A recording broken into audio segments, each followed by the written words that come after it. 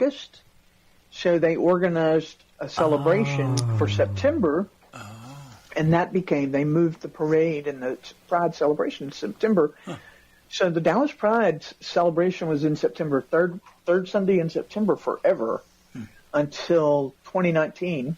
And because of a lot of cost involved, they moved it was then called Dallas Pride, and it was a 2-day event, is a 2-day event, and it's happening Saturday and Sunday this weekend, 14th and 15th. Saturday is the music festival. It's a big deal with a lot of people performing, a lot of local people. They bring in outside bigger name entertainers from outside.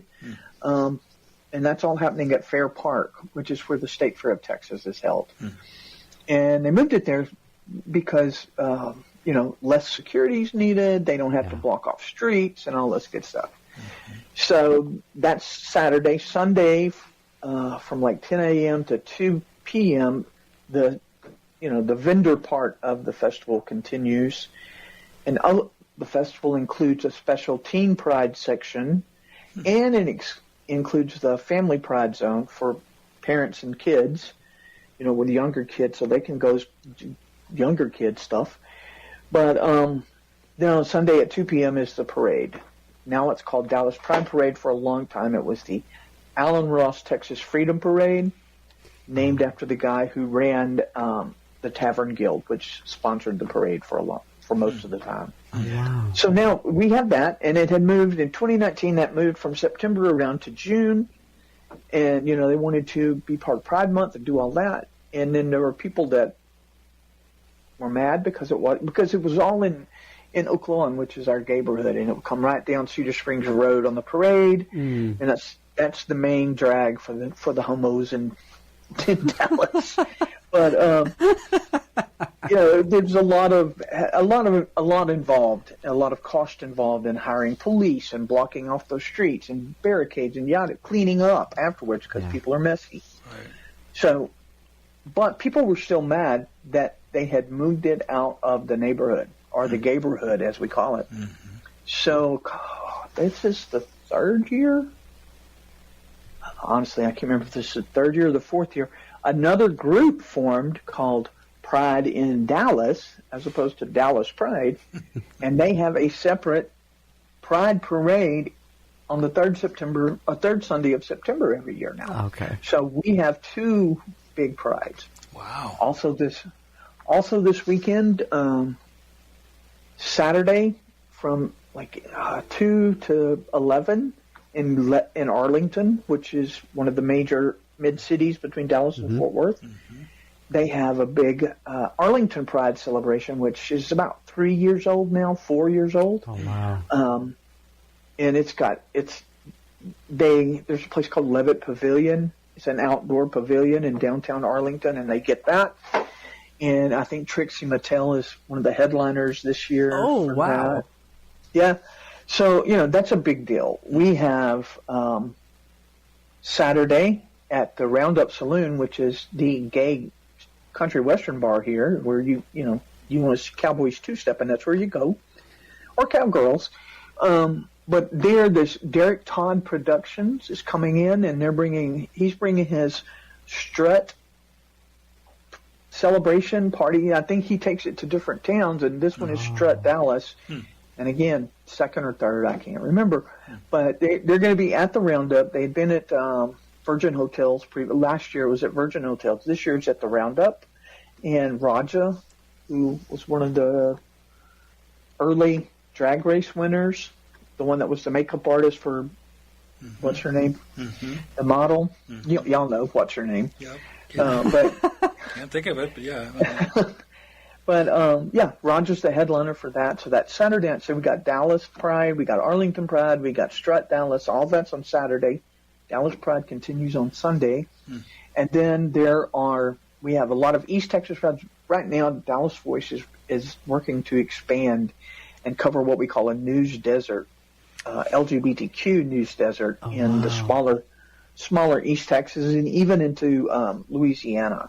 like Tyler and Longview, because there's a population there, that is organized to a certain extent, and we're trying to cover that. We actually have a part-time reporter who is our East Texas reporter now. So, but there's a lot of stuff going on in Longview and Tyler, and and then little town suburbs around Dallas. Carrollton has a pride, I think. Frisco has a pride. There's something all over. Well, I hate to cut you off. We're at time for the day. Folks, you can go to dallasvoice.com to find out all of these prides that are going on there and to stay up to date with all of the award-winning journalism. Tammy, thank you for joining us. We'll see you in a couple weeks. All right. Thanks again. I really enjoyed talking with y'all. Thank you. Y'all can tell me to shut up sometimes. Well, up next. I get carried away. Up next on WCPT 820 is Choose Views with Richard Chu. On AM 950 is the Matt McNeil Show, and stay tuned for Native Roots Radio after that. And until tomorrow, keep it queer, America. Keep it queer.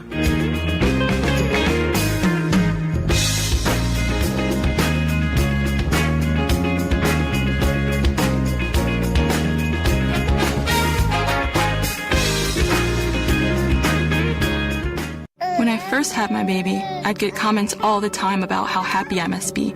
I remember thinking, I want to be happy. Why don't I feel that way? It was hard to admit that, even to my doctor. But I'm glad I did. She told me it was postpartum depression, and that is very treatable. These days, things are feeling good, and we're both happier about that. Right, little man?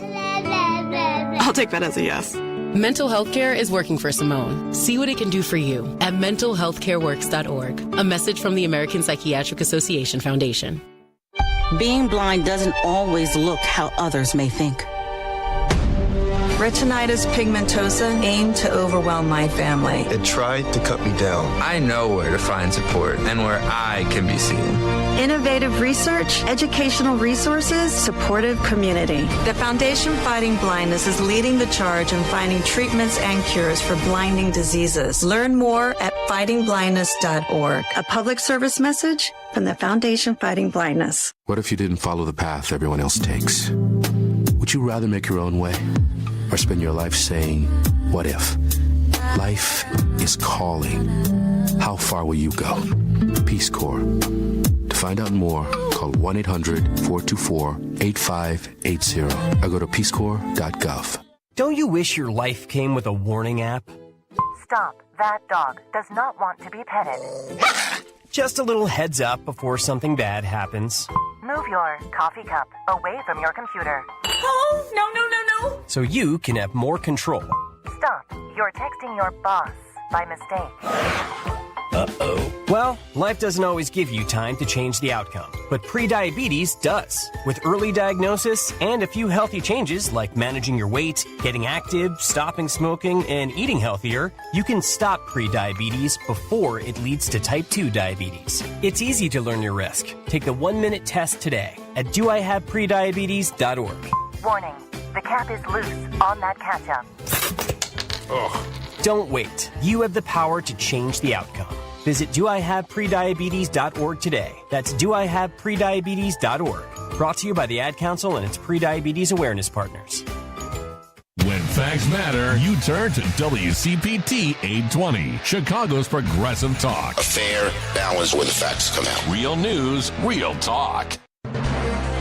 AP News, I'm Marcela Sanchez. Senior U.S. and Chinese negotiators have agreed on a framework to get their trade negotiations back on track. The meetings appear to focus on resolving disputes over mineral and technology exports. It's not clear whether any progress was made on the more fundamental differences over China's sizable trade surplus with the U.S. The announcement came at the end of 2 days of talks in London that wrapped up late Tuesday. AP correspondent Julie Walker reports a federal appeals court is set to hear arguments in Trump's bid to erase a hush money conviction. President Trump's quest to erase his criminal conviction is heading to a federal appeals court. A 3-judge panel in Manhattan is set to hear arguments today in the Republicans' long-running fight to get the New York case moved from state to federal court. Trump is asking the Second U.S. Circuit Court of Appeals to intervene after a lower court judge twice rejected the move. If the case is transferred to federal court, Trump could then seek to have the verdict thrown out on presidential immunity grounds. It's one way he's trying to get last year's hush money verdict overturned. The Manhattan DA's office, which prosecuted Trump's case, wants it to stay in state court. If he loses, he could go to the U.S. Supreme Court. Julie Walker, New York. Los Angeles Mayor Karen Bass declared a local emergency on the fifth day of protests and announced a curfew that she said was expected to last for several days. Officials said the curfew is necessary to prevent vandalism and theft. California Governor Gavin Newsom asked a court to put an emergency stop to the military from helping federal immigration agents. While speaking at Fort Bragg, North Carolina, Trump defended sending in the troops and called protesters animals. Congressmember Mikey Sherrill won the Democratic primary for governor of New Jersey, while former state lawmaker Jack Ciattarelli won the Republican primary. The two will now face each other in November's election. This is AP News. AP correspondent Charles de Ledesma reports Ukraine's Air Force says Russian forces launched drone assaults across Ukraine overnight into Wednesday. The hardest hit area was the northeastern city of Kharkiv, where 17 attack drones struck 2 residential buildings, killing at least 3 people and injuring dozens, while civilian infrastructure was also hit hard in Odessa. Firefighters inspect damage outside a residential building in Kharkiv, while others work fast to put out blazes. Air defence systems had intercepted 40 of the drones. 9 more were lost from radars or were jammed, officials say. Images from the scene, published by Ukraine's emergency service, show burned apartments, shattered windows and firefighters battling the blaze. A telegram post declaring, "Those are the ordinary sights of peaceful life, those that should never be targeted." I'm Charles de Ledesma. I'm Marcela Sanchez, AP News. Have a good morning. This is 8:20 a.m. WCPT Willow Springs and streaming worldwide at WCPT820.com. We are Chicago's progressive talk, where facts matter. Now your WCPT 820 weather update. From the Weatherology Weather Center, I'm meteorologist Jennifer Wojcicki. We'll see sunny skies here for today with a high around 90 degrees. Winds out of the southwest 10 to 15 miles per hour, gusting as high as 25. For tonight, partly cloudy with a low near 65. By Thursday, a slight chance for showers and thunderstorms here late. Blend of clouds and sunshine develops, high of 85. Friday, chance for showers and storms, a high around 84. That's your latest Chicago weather update. Currently, it's 64. Progressive knows you've got enough to worry about in life. Hi, it's your life again. Feel like another year is just slipping away? Yeah, remember all those New Year's resolutions you made? You still haven't finished the first book. Just 19 more to go. I mean, if we're being honest, it wasn't a very realistic goal. Have you ever considered that you intentionally self-sabotage? So what's that about? So let Progressive protect your home and auto, because you've got enough to worry about. Progressive Casualty Insurance Company affiliates and other insurers not available in all states. Alexa, play WCPT. WCPT from TuneIn. Welcome to Choose Views with Richard Chew.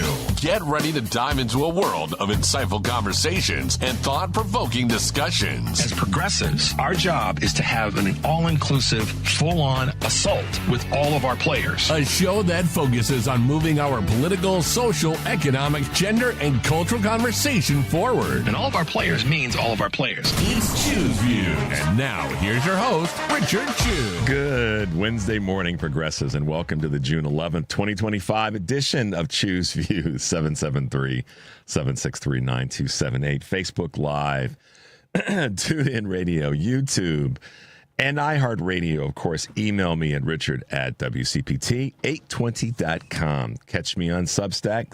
Dropped a new one this week, and we'll probably get another one out hopefully before the week's out. We'll see.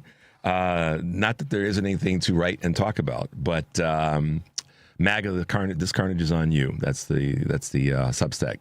Catch all of our shows by subscribing to our WCPT podcast on Apple Podcasts or Spotify. There you can get Choose Views, short version and long versions. Of course, Joan Esposito, live, local, and progressive. Driving It Home with Patty Vasquez, The Big Picture with Edwin Eisendrath, Out Chicago, and our other shows and interviews. Make your way over to Heartland Signal .com, our digital platform. We've got a couple of really good Heartland Signal on X pieces there that you guys want to check out. And they get into this conversation of just bad Republican and GOP governing. I don't even want to call it governing, but taking up space on a state level, state houses. And this is why I've been saying for the longest time, it's the federal in terms of Congress, the House and the Senate, but it's also those state legislatures. We've got to be as vigilant about them as we are at the federal level. So make your way over to heartlandsignal.com, our digital platform. Meanwhile, progressives, check this out.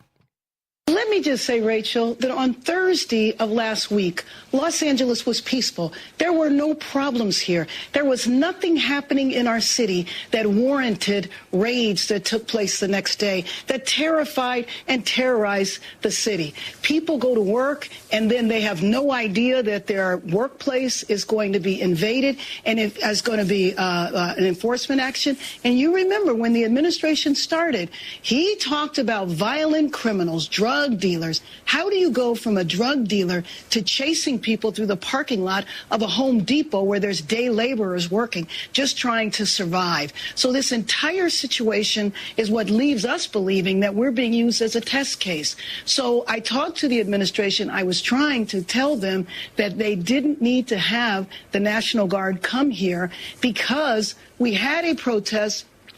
There was violence that took place. There was vandalism that took place, primarily in the form of graffiti. It was around 120 people. We are a city of 3.8 million. Our police department could take care of that. So what is the reason to bring the National Guard in? Supposedly it's to protect federal property and federal employees. The National Guard is deployed to one building in downtown Los Angeles, another building in Westwood where there have never been any protests in relation to ICE raids, but we did not need this to happen. This was a solution in search of a problem. And it has left the city in fear. Let me give you a couple of examples that immigrant rights organizations told me about today.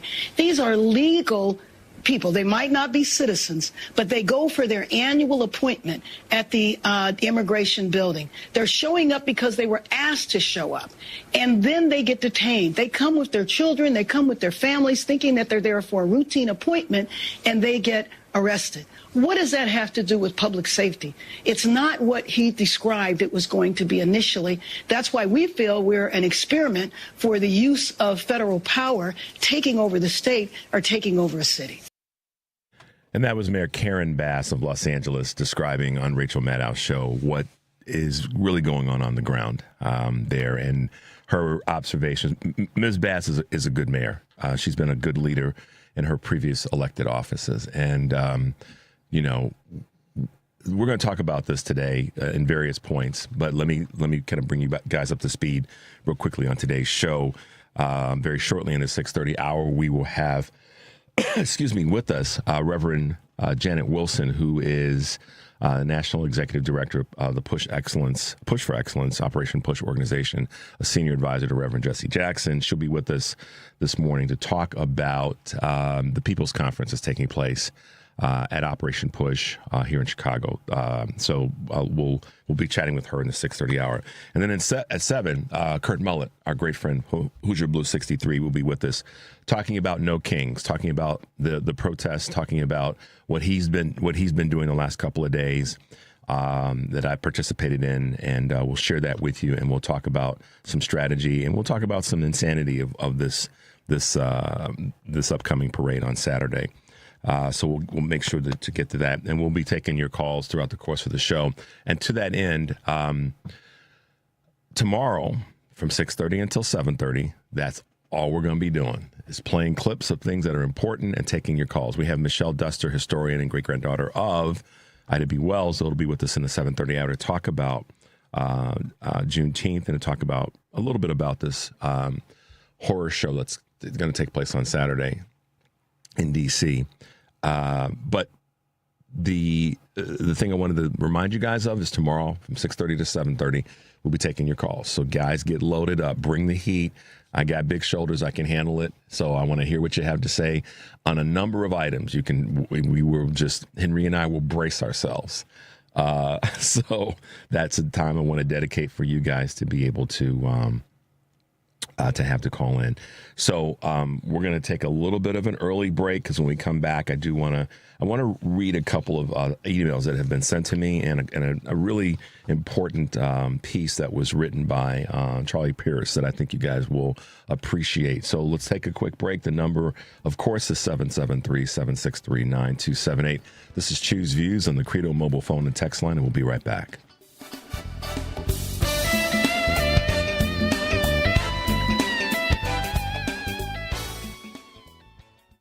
This is WCPT telling you how you can shop blue. During Donald Trump's 2024 presidential campaign, and now even, he had his rallies where he poorly danced to the YMCA. Let's take a look at all the musicians who threatened to sue Donald Trump if he used any of their music at his rallies. ABBA, Adele, Aerosmith, Andrew Lloyd Webber, The Animals, Beyonce, Bruce Springsteen, Celine Dion, Creedence Clearwater Revival, Earth, Wind & Fire, Elton John, The Foo Fighters, Free, Guns N' Roses, Linkin Park, Neil Young, Nickelback, Olivia Rodrigo, Ozzy Osbourne, Panic at the Disco, Pharrell Williams, Phil Collins, and yes, that includes Genesis too, guys, The Estate of Prince, Queen, R.E.M., Rihanna, The Rolling Stones, Spinal Tap, Tom Petty, and Twisted Sister. So if you're looking to buy some records or go see a concert, I consider checking those artists out. This has been WCPT telling you how you can shop blue.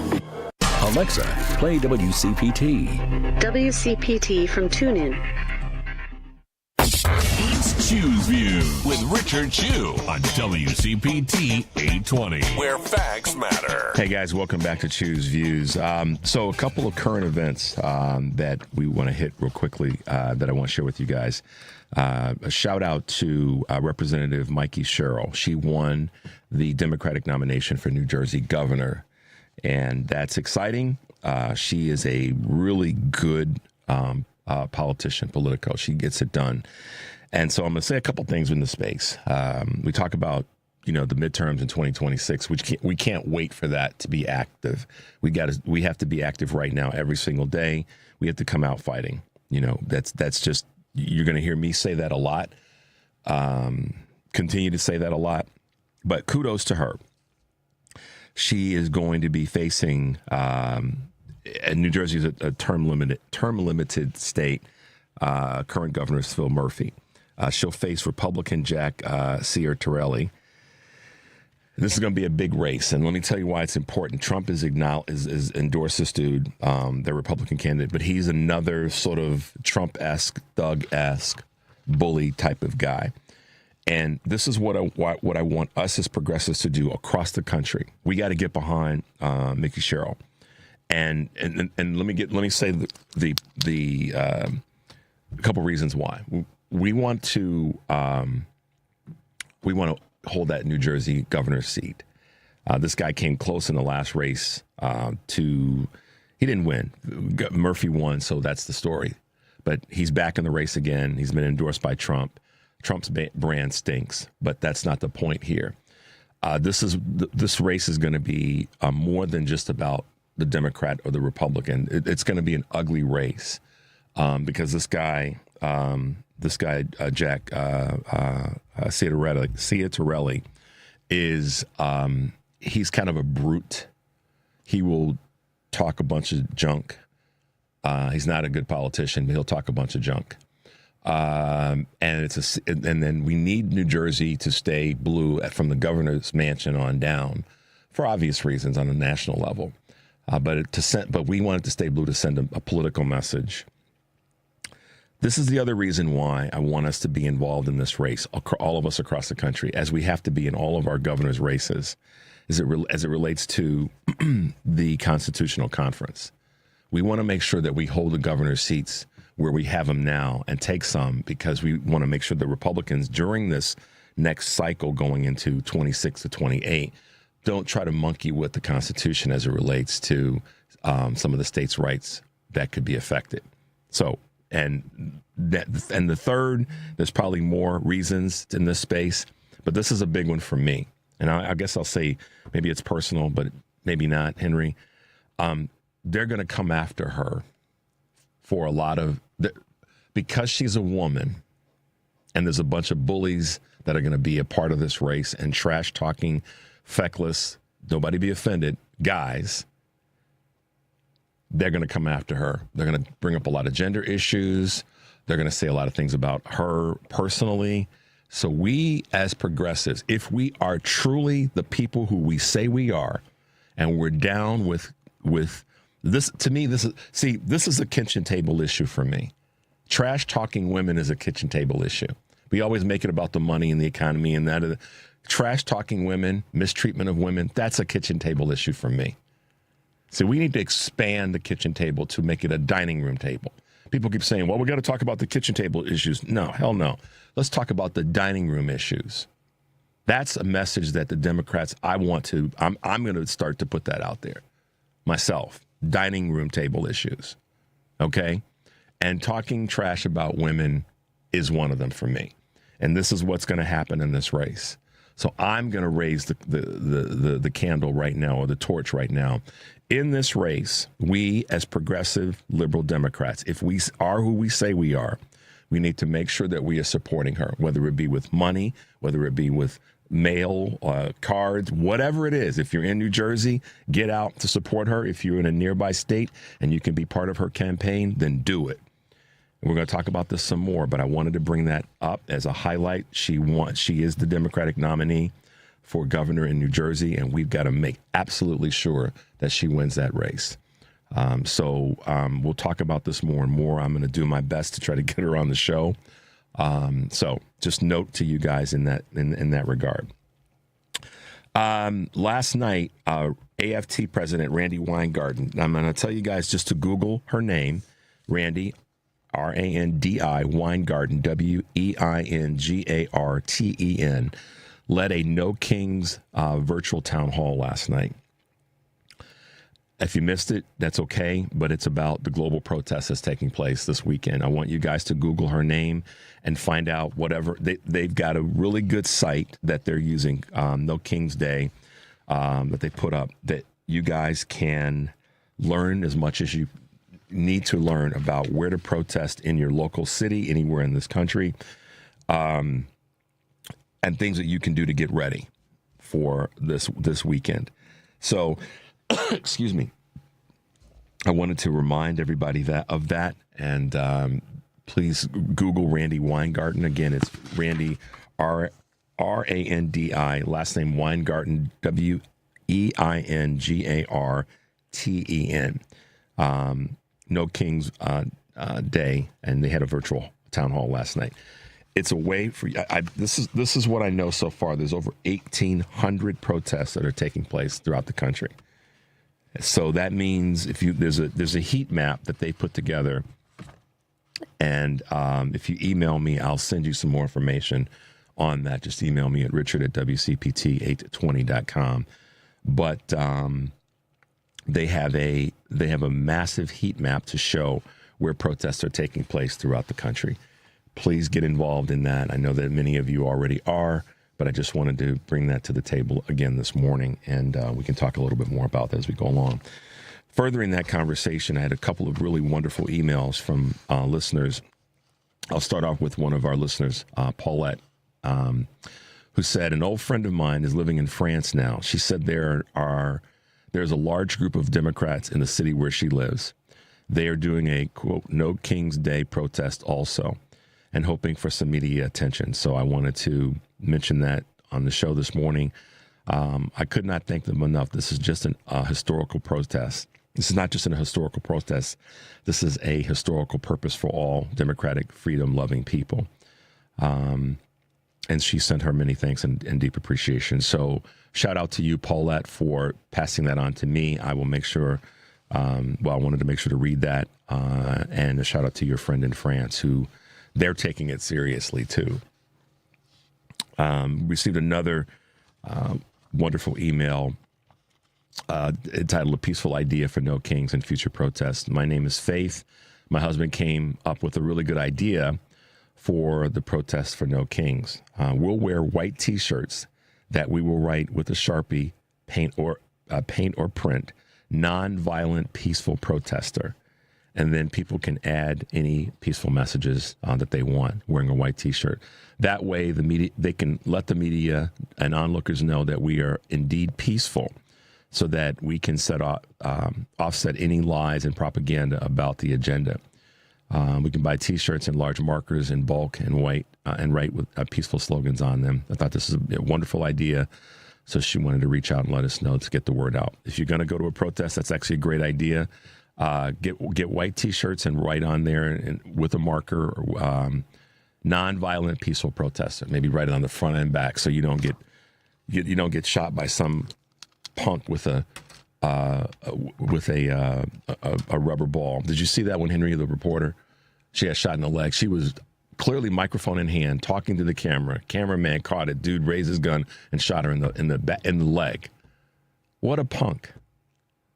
I mean, and to that end, I've been kind of paying attention to the way in which, these guys are wielding their weapons. There's another one last night of a young woman who was walking home, trying to get home, and the street that she has to go down was one of the streets that's adjacent to where some of these guys were lined up with their guns and whatnot.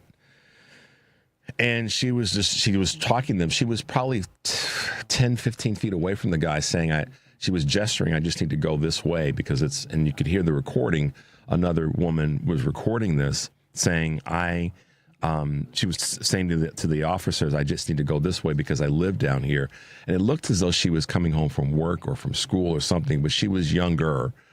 But another woman from across the street filmed it, and all of a sudden the guy lowered his gun and shot her right in the chest.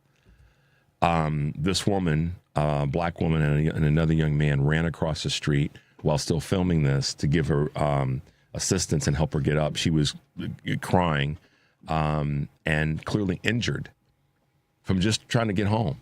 She wasn't doing anything, and you could see it. It was clear that she wasn't. So take that suggestion about the white T-shirts came from one of our listeners, Faith.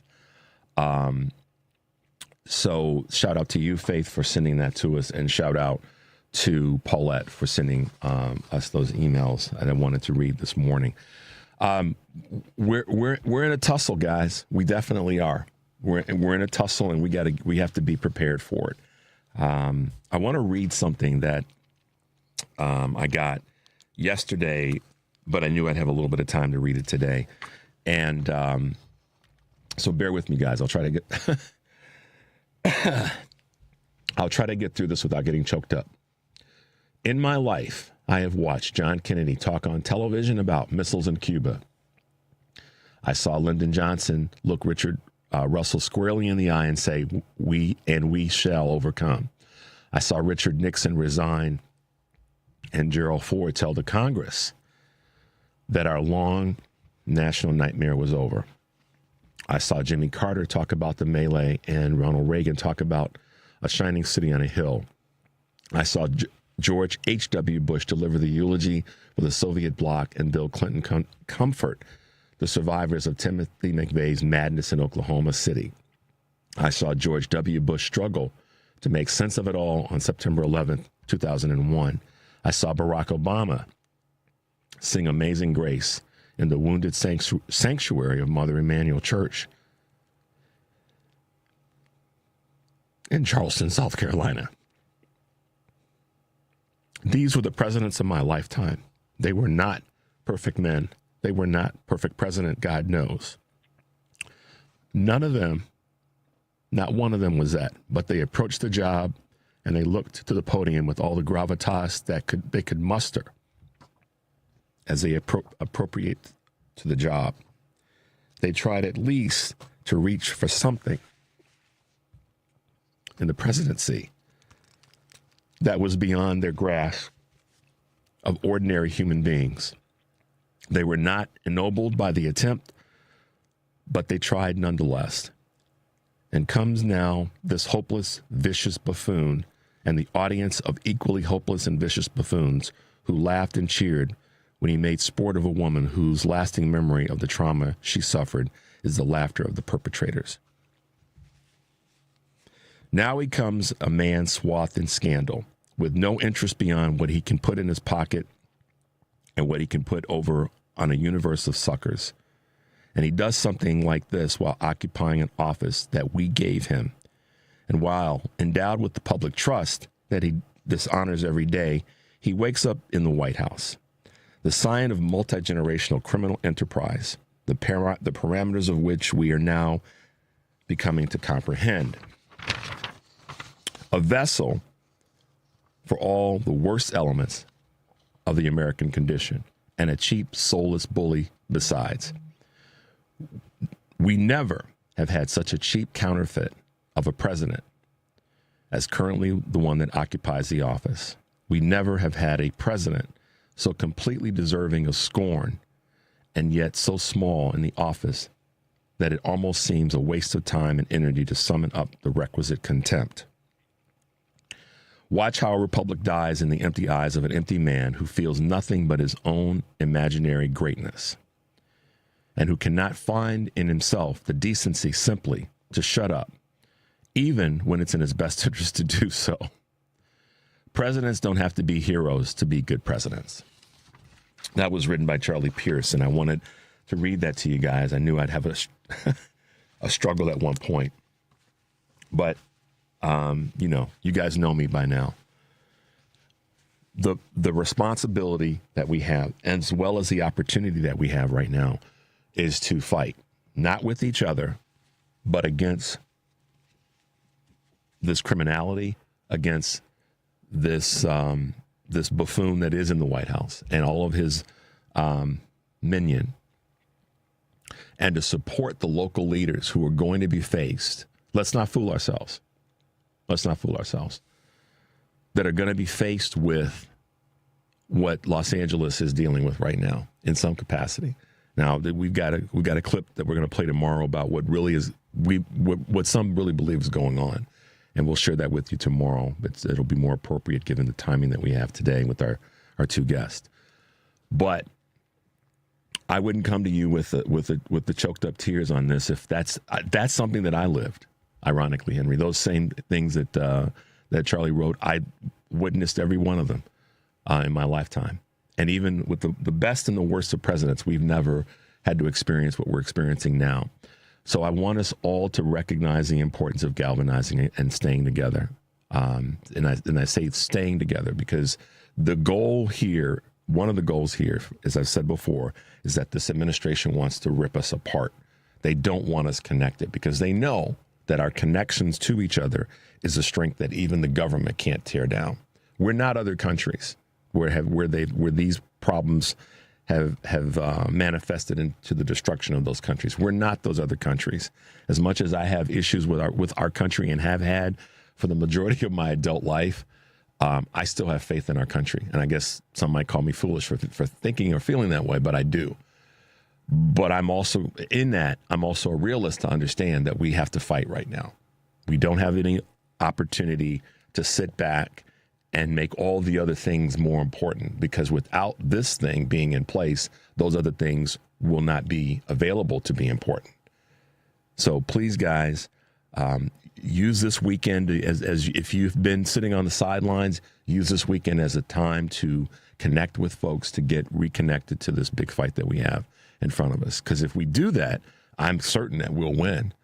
Because at some point, the fever is going to break, like Rich Lowe just said this week with MAGA, but also with some of the Republicans in the GOP. So we're going to take a quick break. When we come back, we'll be talking with Reverend Janette Wilson from Operation Push. The number, of course, is 773-763-9278. This is Choose Views, and we'll be right back.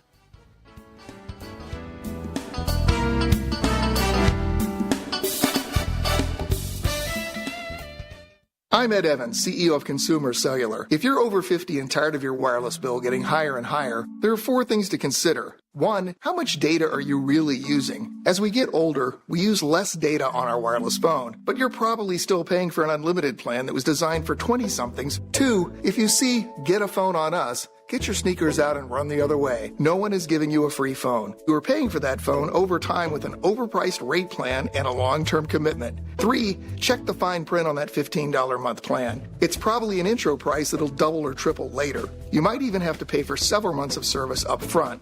Number 4, be aware of cable company wireless plans. Most of your usage will be on Wi-Fi instead of 5G, and your calls and battery life could suffer. Switch to Consumer Cellular and get the same fast, reliable nationwide service without the big wireless bill. Our plans start at just $20 a month. Call 1-888-FREEDOM or visit consumercellular.com/facts. Plans include $5 credit for auto pay and e-billing. See site for additional facts.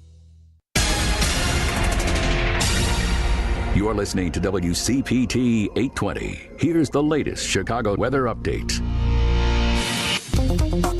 From the Weatherology Weather Center, I'm meteorologist Jennifer Wojcicki. We'll see sunny skies here for today with a high around 90 degrees. Winds out of the southwest 10 to 15 miles per hour, gusting as high as 25. For tonight, partly cloudy with a low near 65. By Thursday, a slight chance for showers and thunderstorms here late. Blend of clouds and sunshine develops, high of 85. Friday, chance for showers and storms, a high around 84. That's your latest Chicago weather update.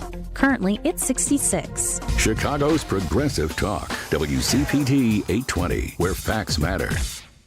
You're listening to Choose Views with Richard Chu on WCPT 820, Chicago's Progressive Talk. Hey guys, welcome back to Choose Views. A little tearful moment, little impactful moment, and we need that sometimes, I believe, to re-energize us to get out for this fight that we have in front of us. And with us this morning is somebody that's been fighting the fight for a long time. And I'm so proud and honored to have with us this morning Reverend Janette Wilson. Good morning, Dr. Wilson. How are you this morning? Good morning, Mr. Chu. I'm so glad to be on with you. Thank you. Thank you for being with us this morning. You've got a busy few days coming up with the Rainbow Push Coalition's People's Conference, Call to Action. And I wanted to take a few minutes this morning and chat about that. But take a quick minute, if you could, and tell us a little bit about your background and all the great work that you've been doing over the years, and most certainly your advising, your advising and senior advisory work with Reverend Jesse Jackson.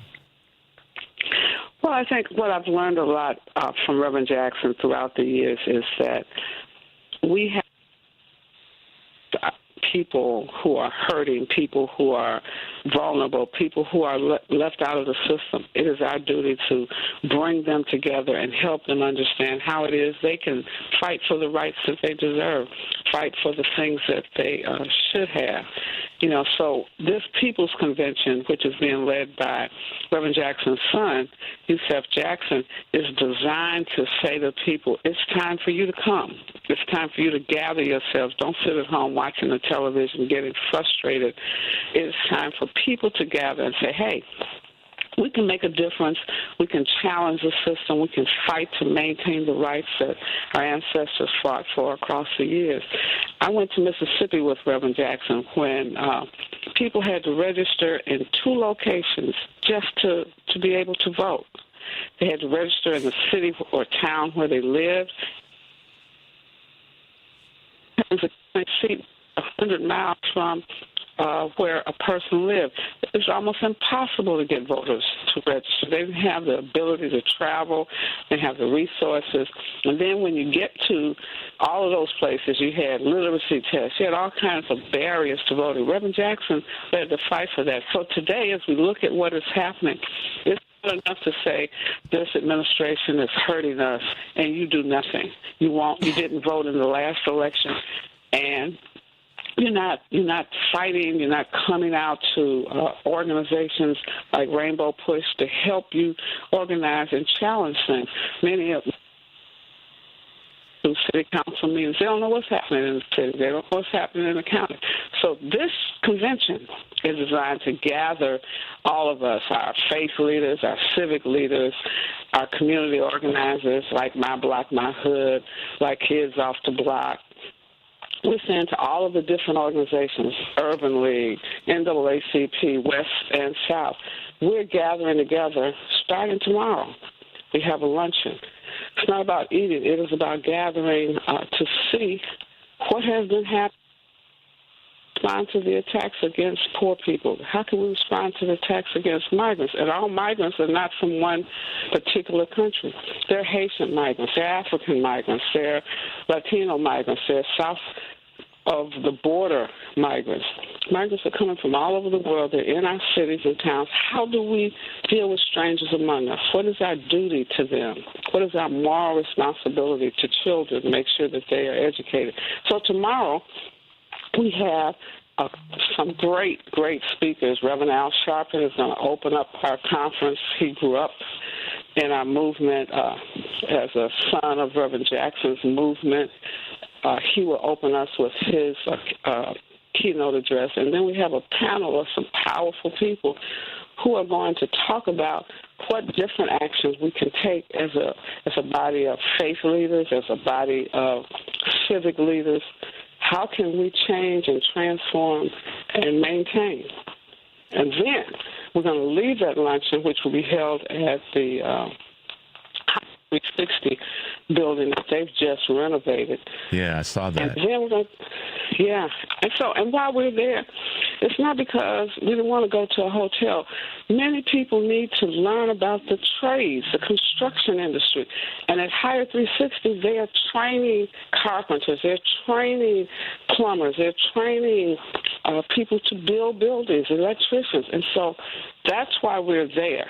And people will say, why didn't you go to this place or that place? We want to highlight where our people can receive support and training. We're going to go downtown in front of Target.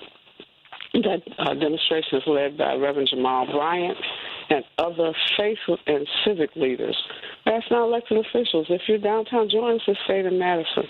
It's a moment of unity gathering, saying to corporate America, not just Target, when we spend our money with you, to quote Youssef, he will say, what his father often taught us, it's about reciprocity. Mm-hmm. We expect when we spend several $1 billion with your company as a consumer, what do you owe us? How do we help you grow? We help you grow if you reinvest in us. We buy more if we make more money. So we want to be working in the stores. We want to be suppliers of goods and products and services. We want to be a partner with you as you grow. We should grow. Our community should look better. We should build your stores. Yeah. Target is just one example of what we're doing. And then we're not tired, but we're going to go to fellowship. We're not tired yet. To Reverend Clay Evans' gospel concert. Why? Because he was our first board chair. Reverend Evans has meant so much to so many of us across the years. And so we've always had a gospel concert to just celebrate what we've already done and to fuel us so that we can move forward. So we'll be a fellowship from 6 to 9 on tomorrow night. And, Jalen Carr, and we have Marvin Wiley, a comedian, and we have the magnificent fellowship choir. And then we got Darius Brooks. If you've never seen Reverend Darius Brooks, it's just worth it to just go.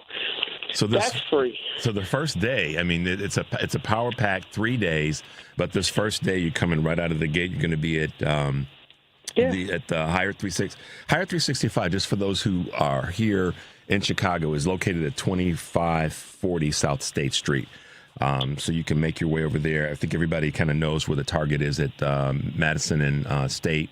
And then the fellowship is at the Missionary Baptist Church, Fellowship Missionary Baptist Church at 4543 South Princeton. Do I have that right, Reverend? Yeah, you got it right. Okay. And I expect to see you at one of those places tomorrow. I'm going to try to make the early one because I will be I will be heading somewhere, but I will do my best to be at the first event tomorrow morning at 11 o'clock. Okay. So talk to us about what's happening on Friday.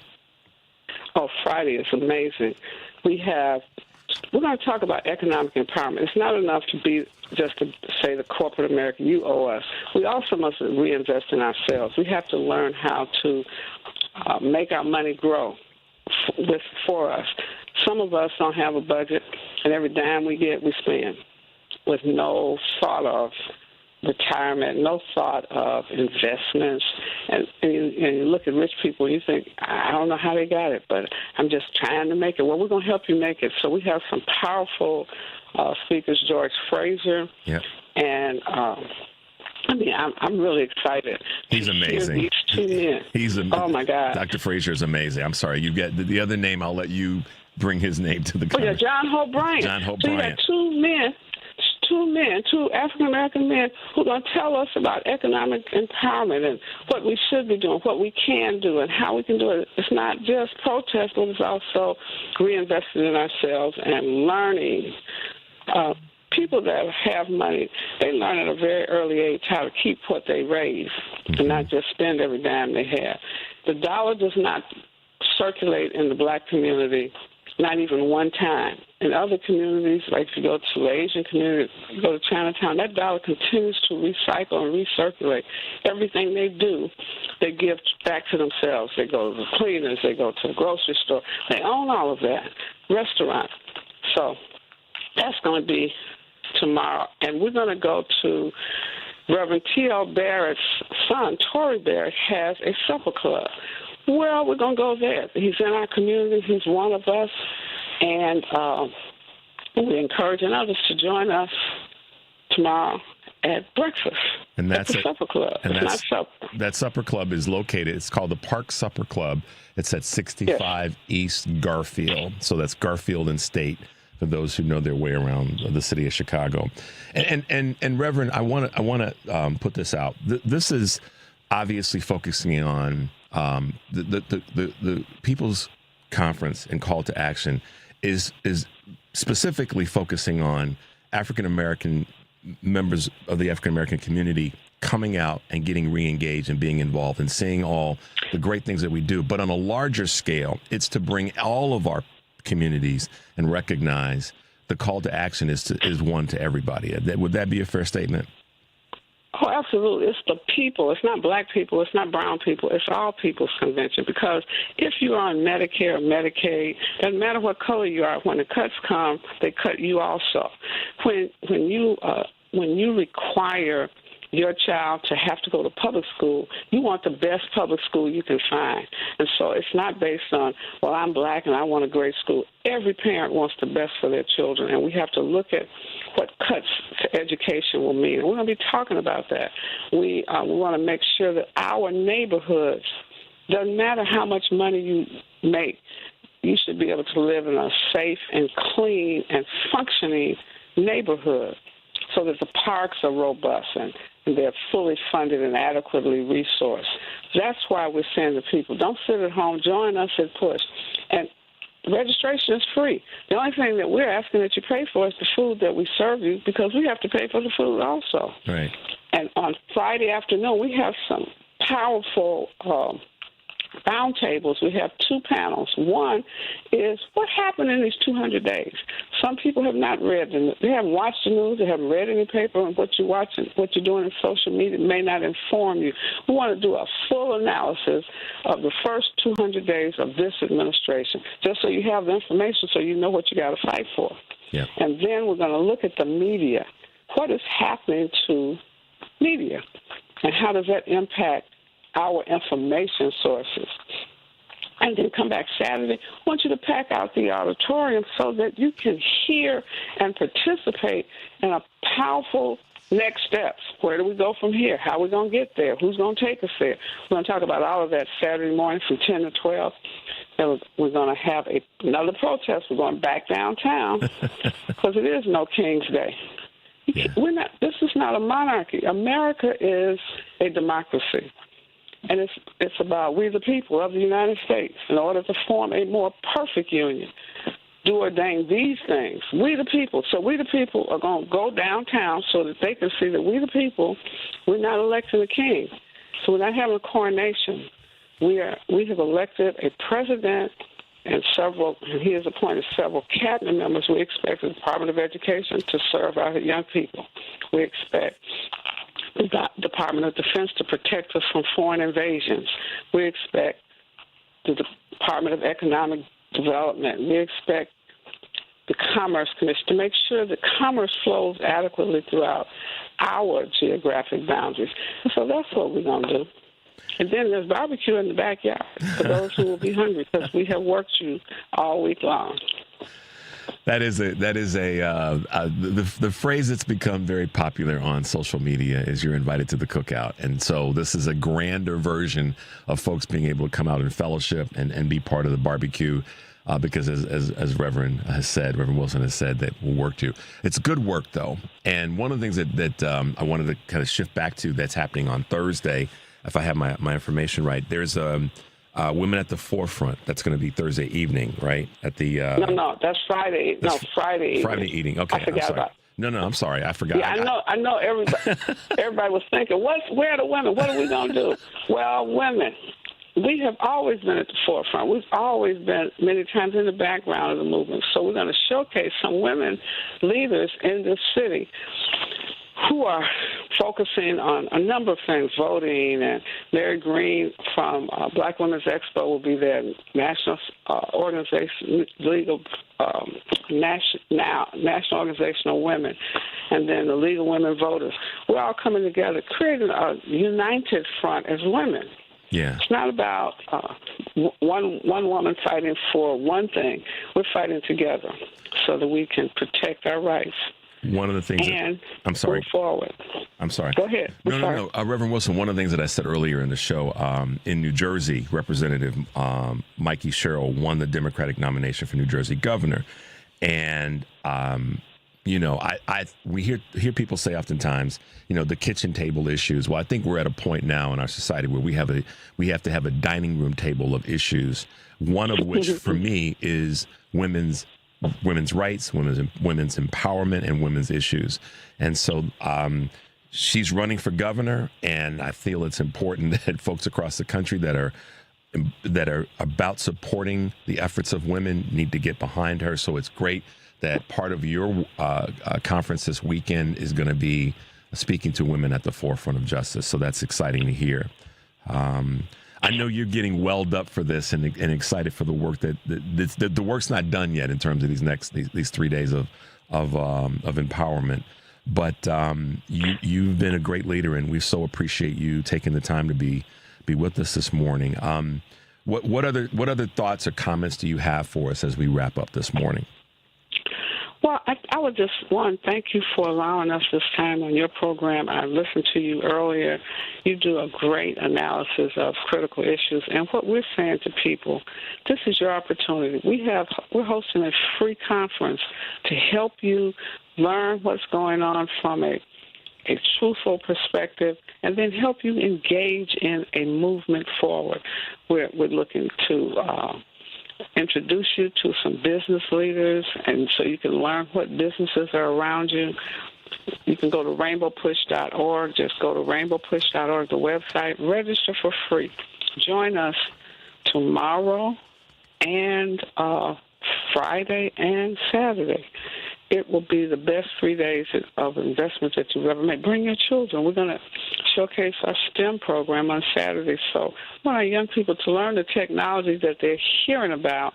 We want them to learn about it, not just play games, but design games and design electronic devices that will be used in this century and years to come. Yeah, we're talking about our grandchildren and our great-grandchildren and children beyond them. That's what we're fighting for, not just for us. And so we want everyone to come on out, join us at 930 East 50th Street on Friday afternoon and Saturday all day. That's right. Hour 360 tomorrow. One of the things that you said that I'm so thankful that you said, I say this often, Reverend Wilson, but I feel better when someone else says it, and that is, do not just stay in these are my words, do not just stay in your silo. Do not just stay locked in and not doing anything. Right. We don't have, in my opinion, we don't have the luxury. We never have, but we certainly now don't have the luxury to sit back and not get involved. And there's so many ways to get involved. Not everybody is one that can get out and march and be at a rally or protest. Not everyone can do a variety of different things. But the one thing that we all can do is reach out to somebody to get connected to somebody else that's going to provide us with access to these types of events, to the people that organize them, and how they can then direct us to do other things. So I greatly appreciate you saying that, and I know our listeners all over the country appreciate hearing someone like you say, you have to get involved. It is a time to action. You got to get in the game, or at least get into the stadium. You may not be on the floor, but you got to get at least into the stadium. Yeah, sometimes we just need people to cheer us on. As we march, then we cheer those marchers so that they get the fueled by the energy of your voices. And I think that one of the things that we've been saying over the last 18 months, we've been looking at what's happening. We've had think tanks, and we've had training sessions. What we have determined is it is our division that is causing us to be immobilized. You can't fight a force alone. It takes a whole body of people moving in the same direction at the same time with the same understanding, the same message, so that when you go forward, you're not just going because your particular thing. It's all of us moving forward. When we say we're going to support businesses, these are the businesses.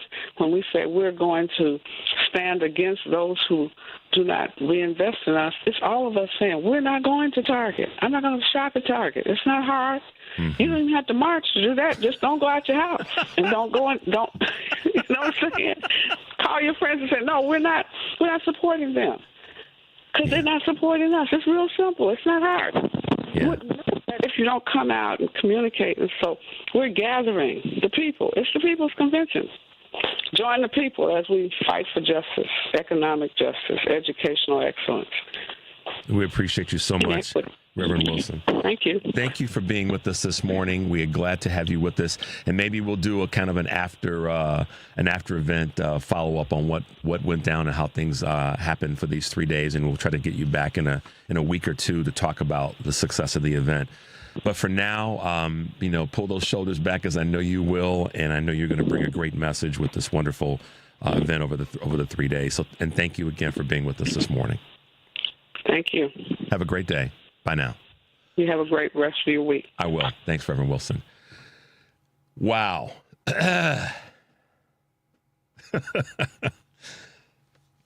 I've been saying it in my own little way for a long time. We don't have the luxury to stay at home and not fight.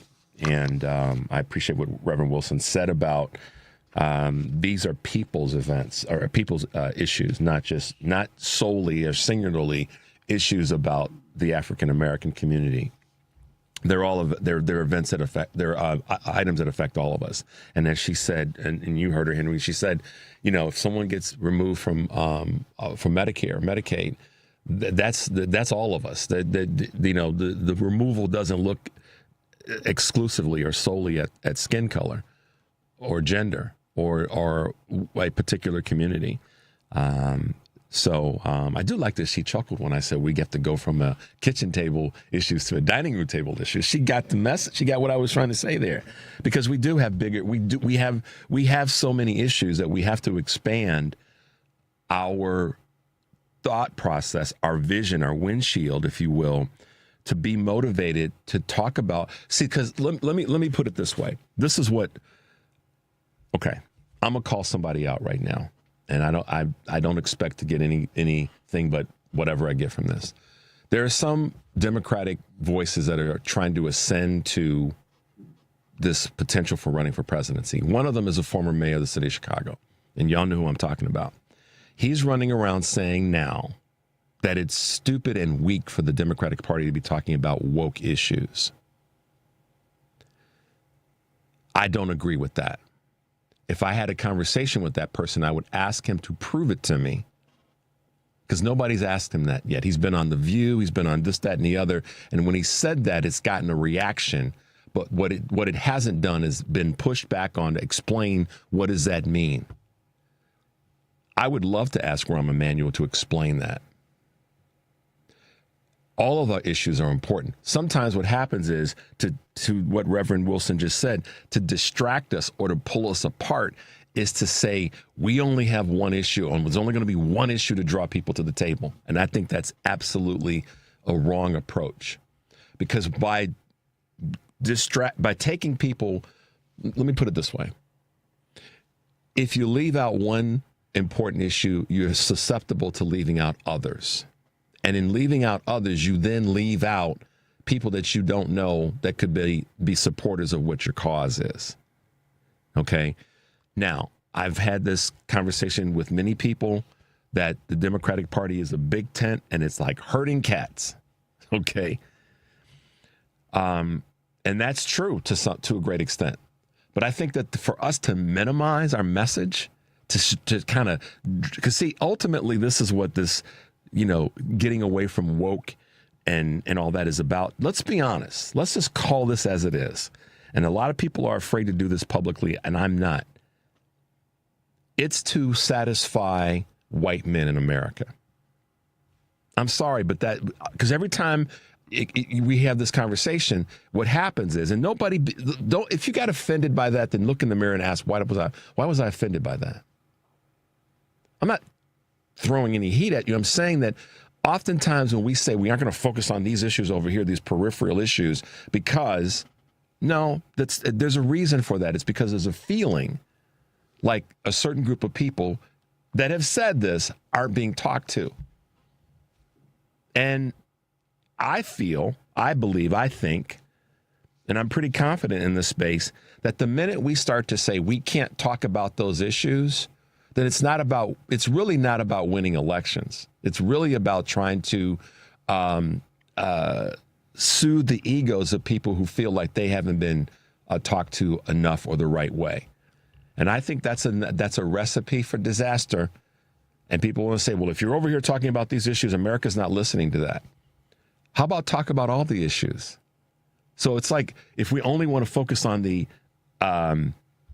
swing states, we're messing around and forgetting about the other states.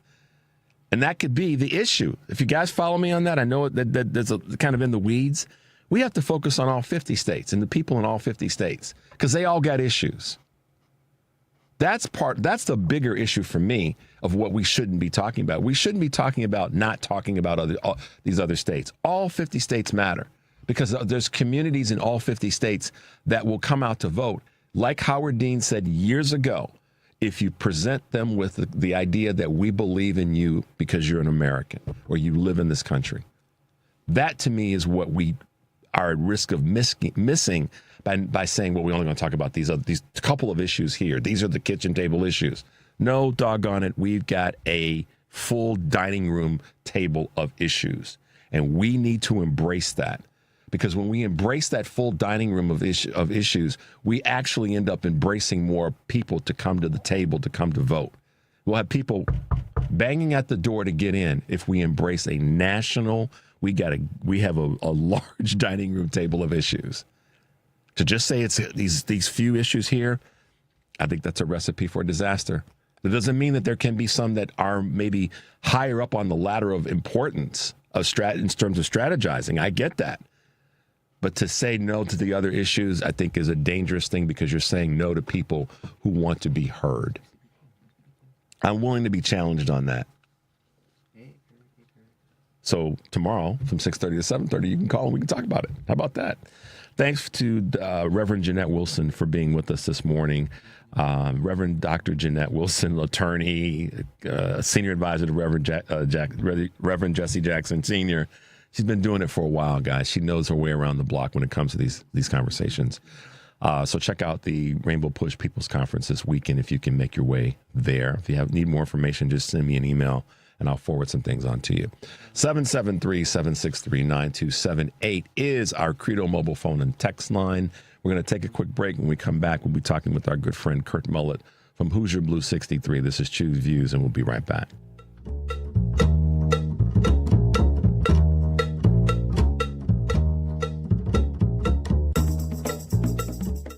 If you turned 65 recently like me, it's important you find a Medicare Advantage plan that gives you the coverage you're looking for. But finding one can be difficult. The best thing I did, and I suggest you do the same, is call a licensed insurance agent and let them walk you through your Medicare Advantage plan options.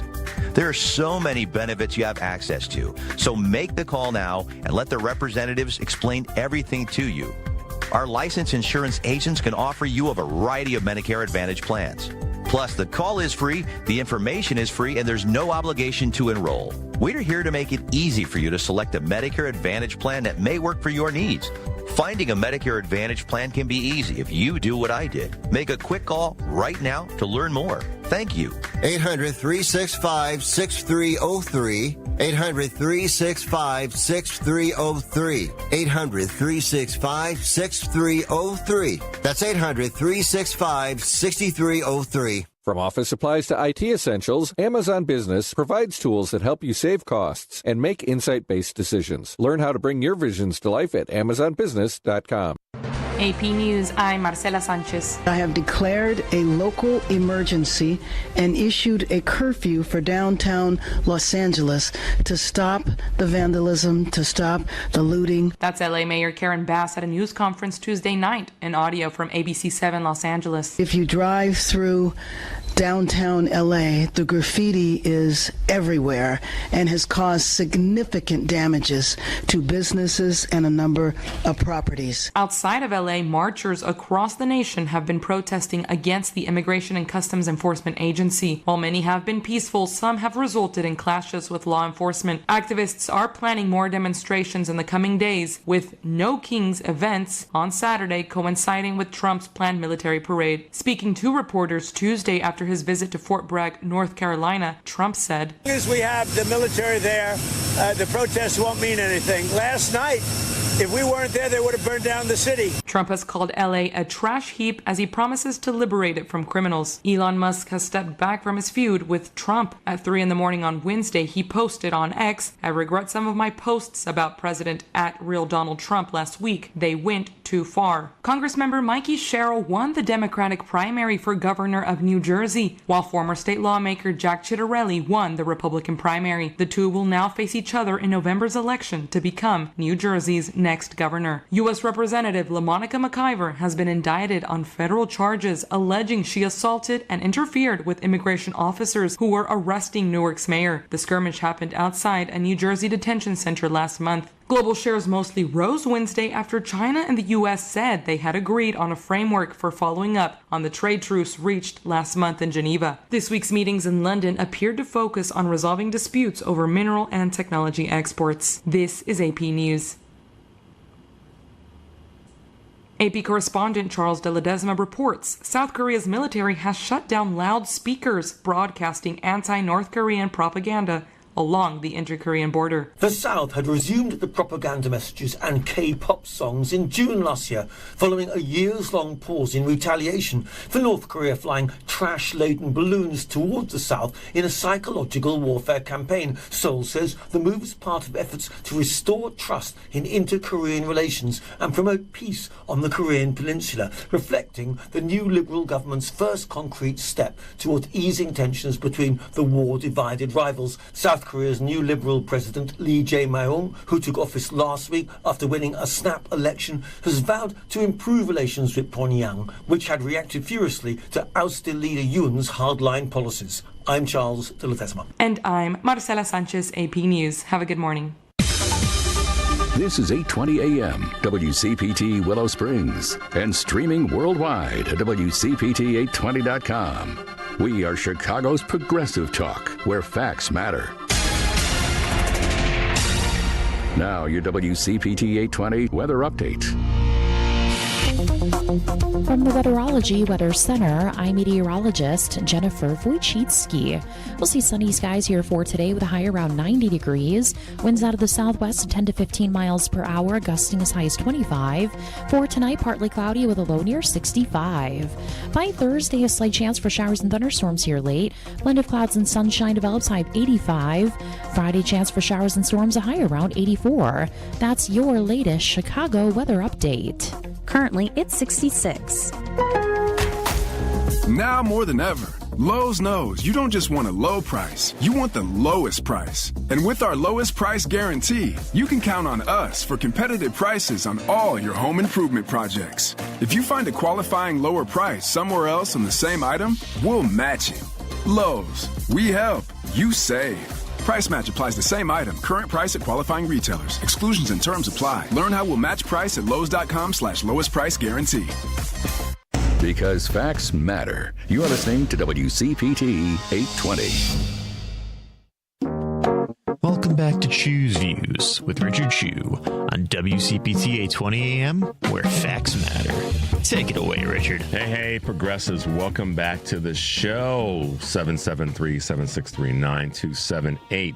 Been in a little bit of an emotional morning, and that's a good thing. That hopefully gets us inspired and motivated to get off the couch, get out of the chairs, and get out and do something to help protect and save this democracy, and to save our way of, being aspirational about a better life. So that's part of our responsibility, I believe. It's Wednesday, so that means that we have our good friend Kurt Mullett from Hoosier Blues 63, who I also affectionately call Cliff. Good morning, Kurt, and welcome to the show. Good morning, Richard. How you doing, buddy? I'm doing good. I'm fired up, ready to go. A little emotional this morning with the reading that I gave you guys earlier, but what Charlie talked about, I've actually experienced in my life as well.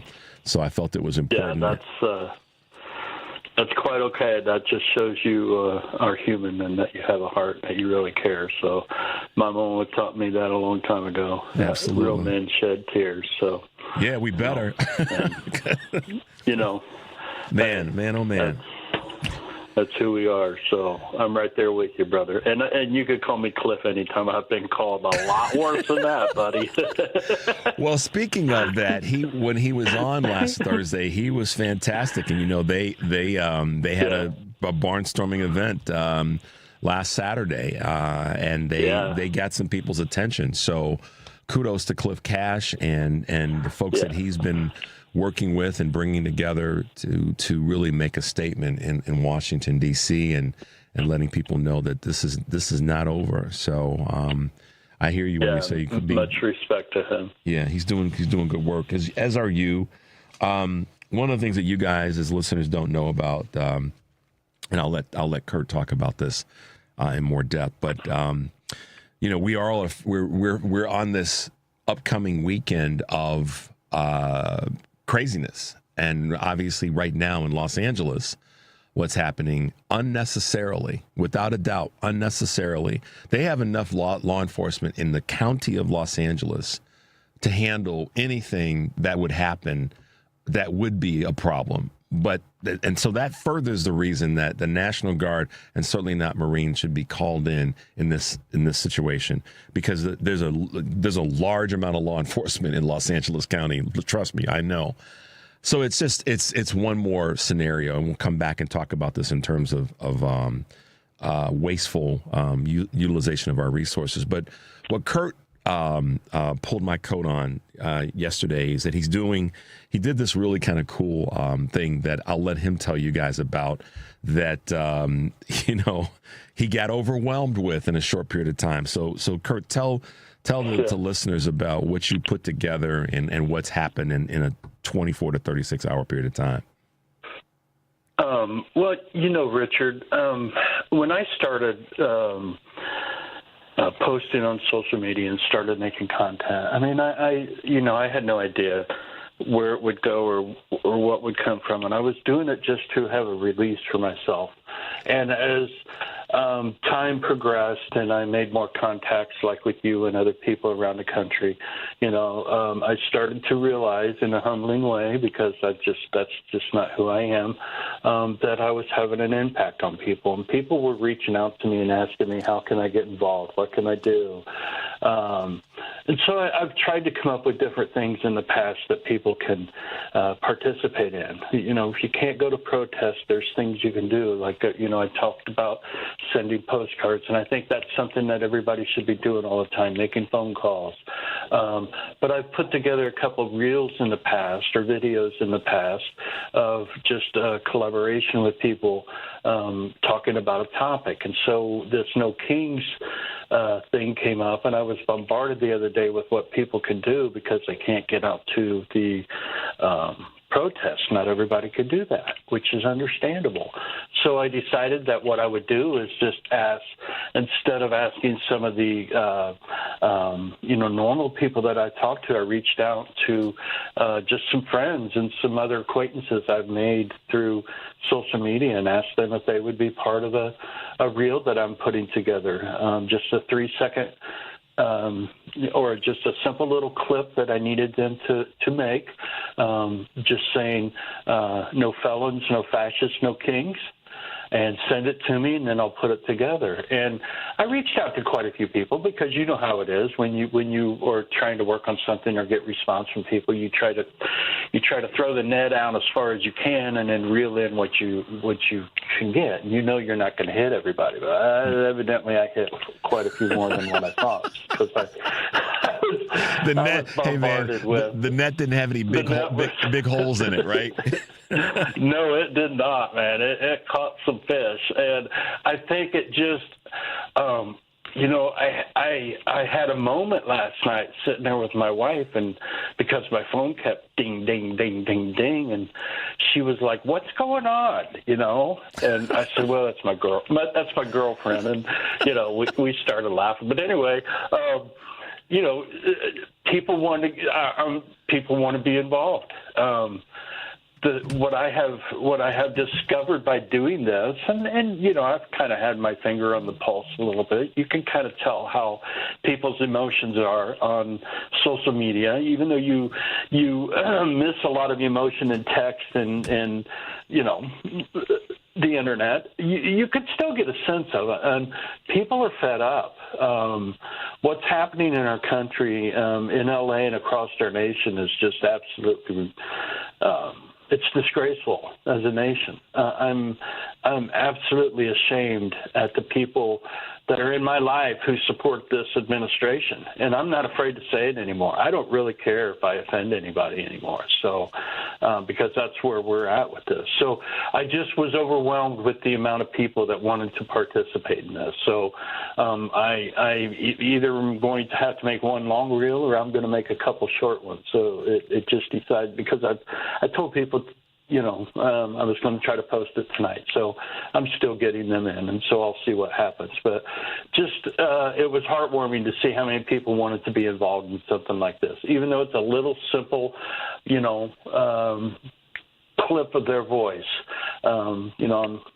I was just pleasantly happy that the response was what it was, and people want to be involved.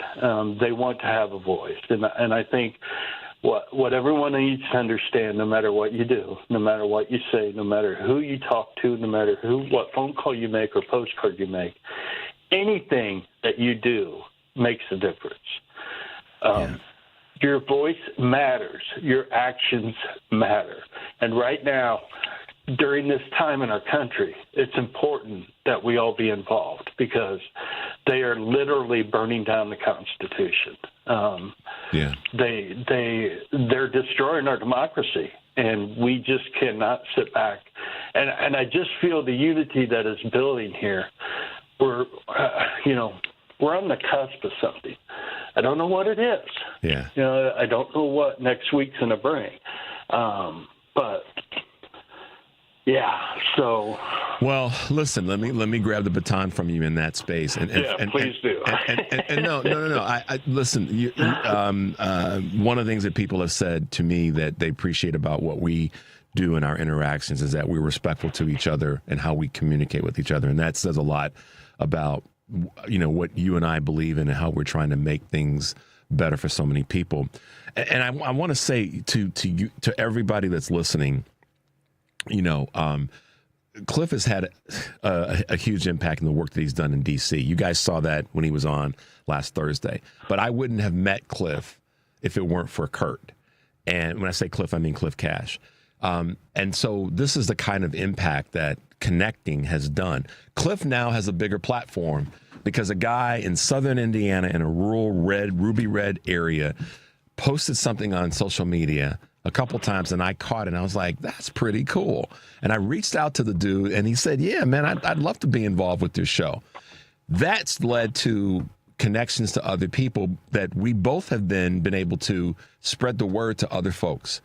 And so that's what Kurt is trying to say about you have to make your voice heard. And what Reverend Wilson was saying about you can't be in your silo. You've got to come out. You've got to listen. Reverend Jesse Jackson, modern day leader that's been doing this since he was in college. And by the way, Reverend Jackson, when he was in his heyday, his carry time on a football, throwing a football, was 60 yards. I saw him do it. Wow. He had one hell of an arm, but that's another conversation. Right. Reverend Jackson's been doing this for his life. It's his life's work, and he's still in the game. And so what Reverend Wilson was trying to say, and she said it, I think, pretty clearly, is you got to get involved. What Kurt just said a moment ago is you got to get involved. You don't know. Every little bit helps. And I appreciate the way in which you articulated that. It could be that one card. And see, this is what I believe, Kurt, and I know you and I have talked about this a number of times. We don't know the moment in which you say something, do something, or reach out to somebody or post something, that moment, who it's going to impact. And then to your point about throwing the net, you don't know who's going to be in that net, and they could be the next game changer. And one of the things that I listed as 6 things that people can do is be the media right now, be the information. That young woman in Los Angeles who got shot with a rubber bullet, had it not been for the woman who was recording it across the street, we wouldn't know about it. So, right. That was absolutely crazy. Absolutely crazy. I watched that this morning. You did see it too? Okay. All right, then I'm not crazy. Oh, yeah. Just absolutely, come on. What are we doing? She was just trying to get home, man. She was just trying to get home. She's trying to get home. Yeah. These thugs, because that's what they are, they weren't going to have it. I mean, she looked like she was in business attire, that she had just come from her job, or whatever. I mean, if you got to shoot her, what kind of a person are you? Yet alone the guys that call themselves men. What kind of a man are you? When what your job should have been, the decency, the humanity should have been, let me help her get through this and get on her way. That's what he should have done. But he didn't do that. No, you're not a man. You're a punk. You're a punk when you have to do that. And that's what's happening. People think that this is all about detaining criminals. She's not an illegal. Right. I mean, what the hell? Yeah. I mean, do people know the story about how they went to the grade schools and tried to enter these grade schools and said that they had parental consent, and then the principals were like, no.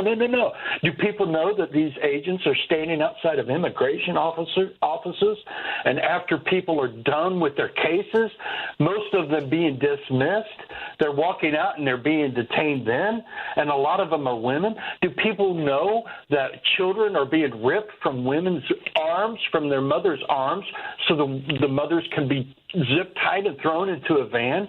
They're not doing this because of criminals or deporting, the nasties of the immigration people. They're doing this because of color and color only. You and cowardice. I have talked about this before. And coward. Yeah, this is racist. This is white supremacy. This is what they are doing. It's all about whiteness. This is what it's about. And I know people have a hard time understanding that a 61-year-old white dude in Indiana has this kind of passion about it. But, and I'm trying not to cuss. Henry, be cool. I'm not. Henry's got his. Okay. Henry's got his right arm. I learned. He's got his right arm ready. But listen, come on. I mean, come on. This is just crazy. This is just absolutely nuts. And the people have had enough. Yeah. We have had enough. Listen, look at the history of California. California was a Spanish territory, and then when Mexico gained its independence, they became part of Mexico. Those people that live in California who are of Mexican descent are more of an American than what we are. Certainly, some of the people who who call themselves like they've come from Europe in the last 50 years, and suddenly they want to push other people around who've been here for centuries. I mean, we've had people who've called into this show and to others that have criticized us calling out this conversation around enslavement and why all people who are in America have a certain we're all tied to that directly or indirectly. Where there's been people that have said, well, my family only came here, 50 or 60 years ago. We didn't have anything to do with enslavement. So why should we have to be punished or held accountable for it? Because you benefited from what's enslavement provided for you as a roadmap, literally, to be in this country in the first damn place. And so when I hear So anyhow, no, go ahead. I'm sorry. No. I don't want to go get too far off the rails. I want to come back to something. Well, no, you got that one dude that calls in and talks about white privilege all the time. Well, he doesn't understand. You know what white privilege is? Being white. That's what white privilege is. It's being white. I mean, what else? What else has to be said about that? Okay. Yeah. And these idiots I've worked hard my whole life. Well, shut up. Shut up. A lot of times people don't realize that when someone talks about that, they're not saying that, a person of color is not saying we hate you because you're white. No, we're just saying acknowledge the fact that because you're white, you by this design of this country, you have privilege.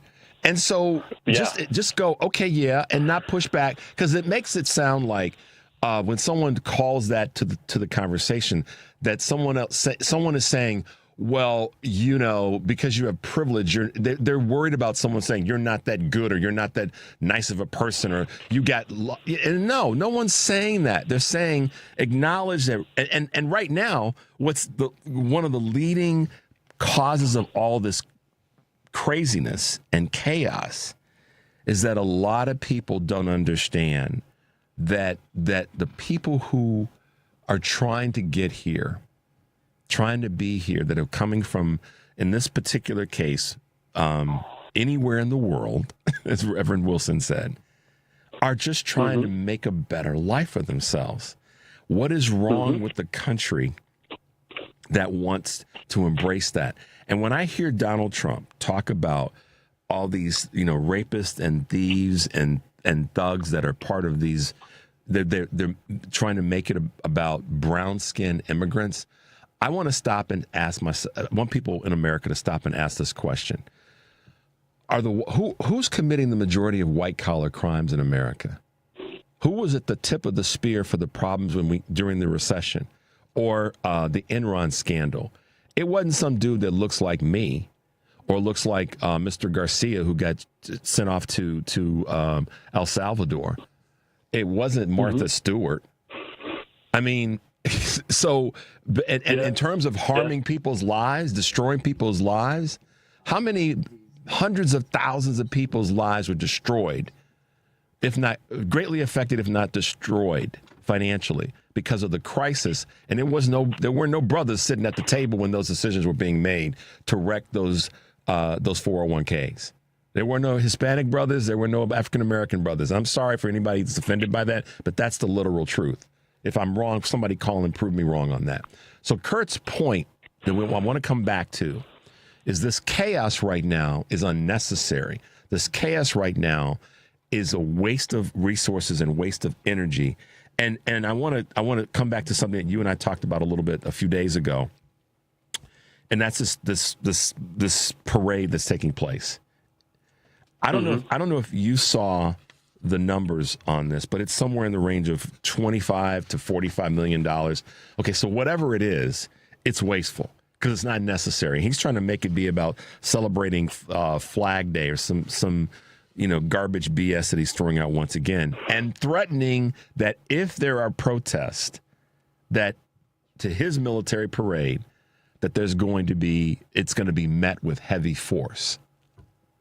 What kind of crazy fool is that sitting in the White House? Well, he's a lunatic. I don't have words for it, Richard. Okay, he's a dictator. He's a narcissistic idiot. You know, when he talks about ridding the country of rapists and criminals and thieves. Well, hey, bud, it takes one to know one, doesn't it? I mean, that's my response to him, because that's who he is. And yeah, I've seen the numbers on this parade. I mean, last night I saw, I think it was a newscast out of D.C. or somewhere in the surrounding area was breaking it down. There's $15 million set aside to fix the roads after the tanks roll down them. So how many people could have one of their kitchen table items resolved in various communities with the money that's being spent? And here's another one, Kurt. Yeah. You may not have seen this one yet. The troops that are deployed in Los Angeles will cost somewhere in the range of $134 million. Right. 134. So take that, and then let's add it to the 45 million for this parade. So we're pushing 190 million, 180 million, so that Donald Trump can show off something that we don't need to see. Meanwhile, how many people? And this is where I blame Republican voters, GOP voters. I know we got our house to clean up on the Democratic side. No getting away from that. But this is where I blame Republican voters. Y'all could stop this if you wanted to, because that $180 million that's being spent on unnecessary deployment, when the county officials, the county law enforcement combined with LA PD could take care of this, that which is not that big of a deal in the first place, and this parade in D.C., how much of that money could go to helping people who said they voted for lowering the price of eggs and gas? I mean, I'm just curious. But the Republican voters aren't talking about that. Not to the point where they should be in the streets. They should be in the streets more than the 77 million that voted for Kamala Harris. That's 78 million that voted for him. Yep. That's why this weekend is important. If you cannot be out at a protest, please make some phone calls. Call the White House. Call the Senate. Send postcards. But one thing people need not to do is do not watch this parade. Do not give it any attention whatsoever. Do not pay attention to it, because that's what they want you to do. They want you to notice what they're doing, and we need to put our focus completely on something different. The other thing that people are doing on Saturday is on social media is we're posting pictures of Barack Obama. Yep. Okay? So before I head out, I'm going to probably post up to 10 pictures of Barack Obama on my social media platforms. For none other than I have the utmost respect for the man, and I want to piss off MAGAs. And there's nothing more that pisses off MAGA than that black dude. Picture of Barack Obama. Wait, no. Let's get it all in, Kurt. Barack Hussein, brown suit wearing, fine wife, gorgeous daughters, family kept together, Obama. Harvard graduate. There you go. That's what's going to happen. So I'm gonna make a tiny little announcement that I didn't make earlier, but I'll make it now as we wrap up. I won't be here on Friday. I will be out. Michelle Peltier, the bad A Michelle Peltier, will be sitting in for me Friday morning, and I'm going to be actually visiting my sister and brother-in-law in none other than Washington, D.C. So I will be in the nation's capital. Oh, really? Wow, cool. Yeah, so cool. I'm going to fly out tomorrow after the show, go and spend the Father's Day weekend with my brother-in-law and my sister, who I love and adore and respect. They're both retired from the Navy and Marine Corps, respectively. So I will be there. I won't be near the parade. Trust me, that's why I'm going in a day early, so I can get my behind seated somewhere safe and comfortable in their house. But, I just wanted to let everybody know. Michelle will be here Friday, sitting in for me, as I will be in the nation's capital hanging out with my wonderful brother-in-law and sister. And I'll be. Well, I hope you have a great time. Enjoy yourself. Yeah, I definitely will. I love them to death, and I'm looking forward to spending Father's Day weekend with them. Kurt, listen, brother, you bring the heat. And I am so thankful that the universe brought us together and that we're in this fight together. And I want people to follow you. So make sure people you're following Who's Your Blue 63. That's Kurt Mullett. He does great work. And you guys need to get on board with the things that he's posting. And anywhere in the country, you need to follow him so that you can be a part of the message that he's putting out there. Well, much respect and appreciation to you, Richard. You've become a good friend. And to all the Chicagoland people, hey, Daily Plaza Saturday, man. No kings. No kings. No kings. Get down there, sit on a bench, take a lawn chair, just be part of the atmosphere. So yeah, we had a big march yesterday. People were out in the streets yesterday here, and Michelle actually posted a video of that. So we're on to something. We're on to something, man. We got to keep that energy going. All right, big hug to you, brother. Glad you're well. All right, you too, man. Thanks for being with us today, and we'll be back with you next Wednesday. Have a great weekend. I will. You too. Stay safe. All right, talk to you soon. All right. Bye now. Bye-bye. All right, y'all, we're going to take a quick break. 773-763-9278. This is Choose Views on the Credo mobile phone and text line, and we'll be right back. We're going to grab some of your calls, too.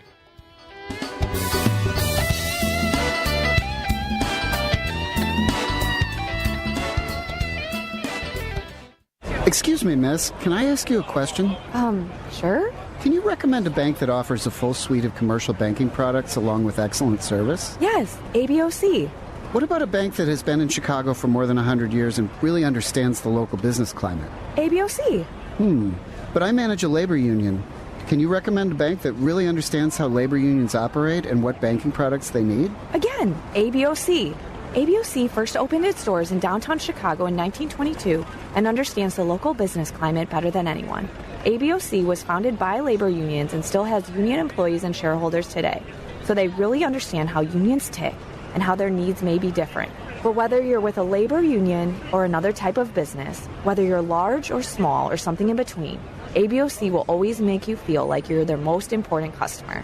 Visit ABOC.com to learn more. Wow, thank you, random person on the street. I'm going to visit ABOC.com today. Member FDIC.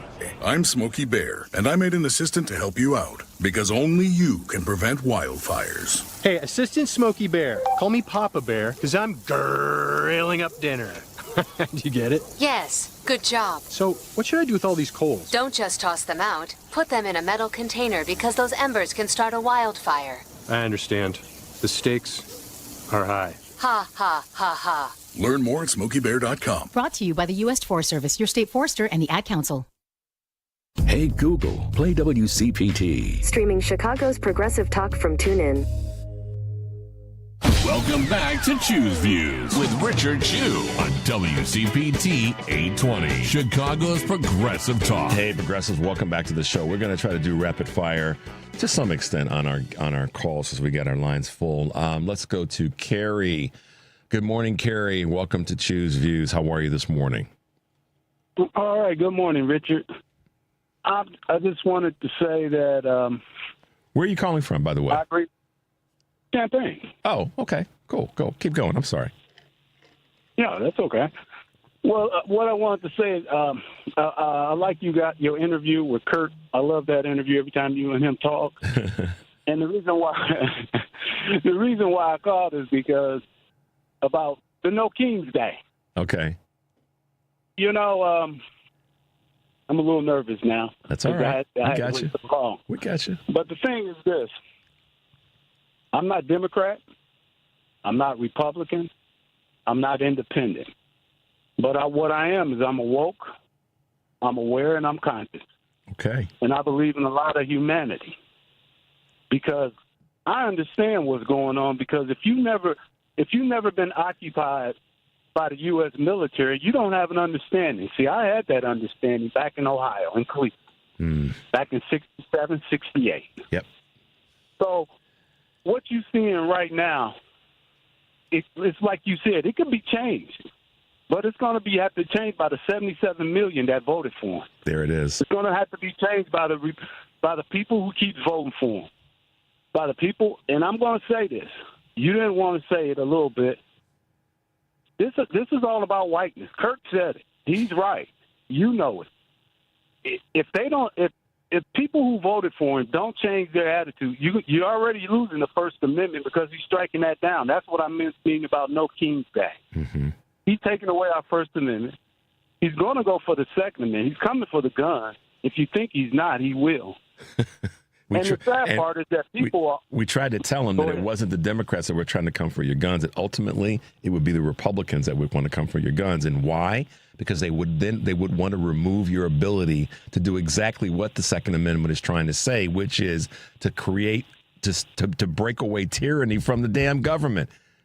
Isn't that crazy? Exactly. Kerry, isn't that just a crazy bit of irony? But sorry, man. It's crazy. No, you're good. It's crazy because they don't think in terms of look at Russia. Yep. I don't see citizens running around there with guns. and there's 144 million people in Russia. We got 335 million, and he's trying to kill us with John Kennedy getting rid of all the medicine. RFK. Let's make sure we get that right. RFK. I know what you mean, though. Right, RFK. Junior. And RFK is a nut. Junior. RFK Junior the nut. And you just want to kill American citizens and take us down to 104 or 130 million people. Yeah. So you can control them. That's right. And then it's taxation with no representation. That's where we're going. And the 77 million that voted for him, that's what you want? Taxation with no representation? We going back to the Tea Party days. And I mean 1776 Act. Not 2010. No, not 2010, where you can put Lipton tea in a bag and dip. We talking about the one they threw in the harbor. Kerry, I want to ask you a question. So when you said earlier that there's a pause, there was a pause. You didn't ask a question. You were making a statement. There was a pause in not wanting to say it's about whiteness, but you said it in a way that I think people have to understand. That is what this ultimately is about. And why do you think so many people are afraid to say it? It's because that's the way this country's been built. It's always on deflection. It's always deflecting. Don't put it on me. Blame the other person. It goes all the way back to the old days of the black man did it. He's the one who's raping white women. He's the one who's doing this.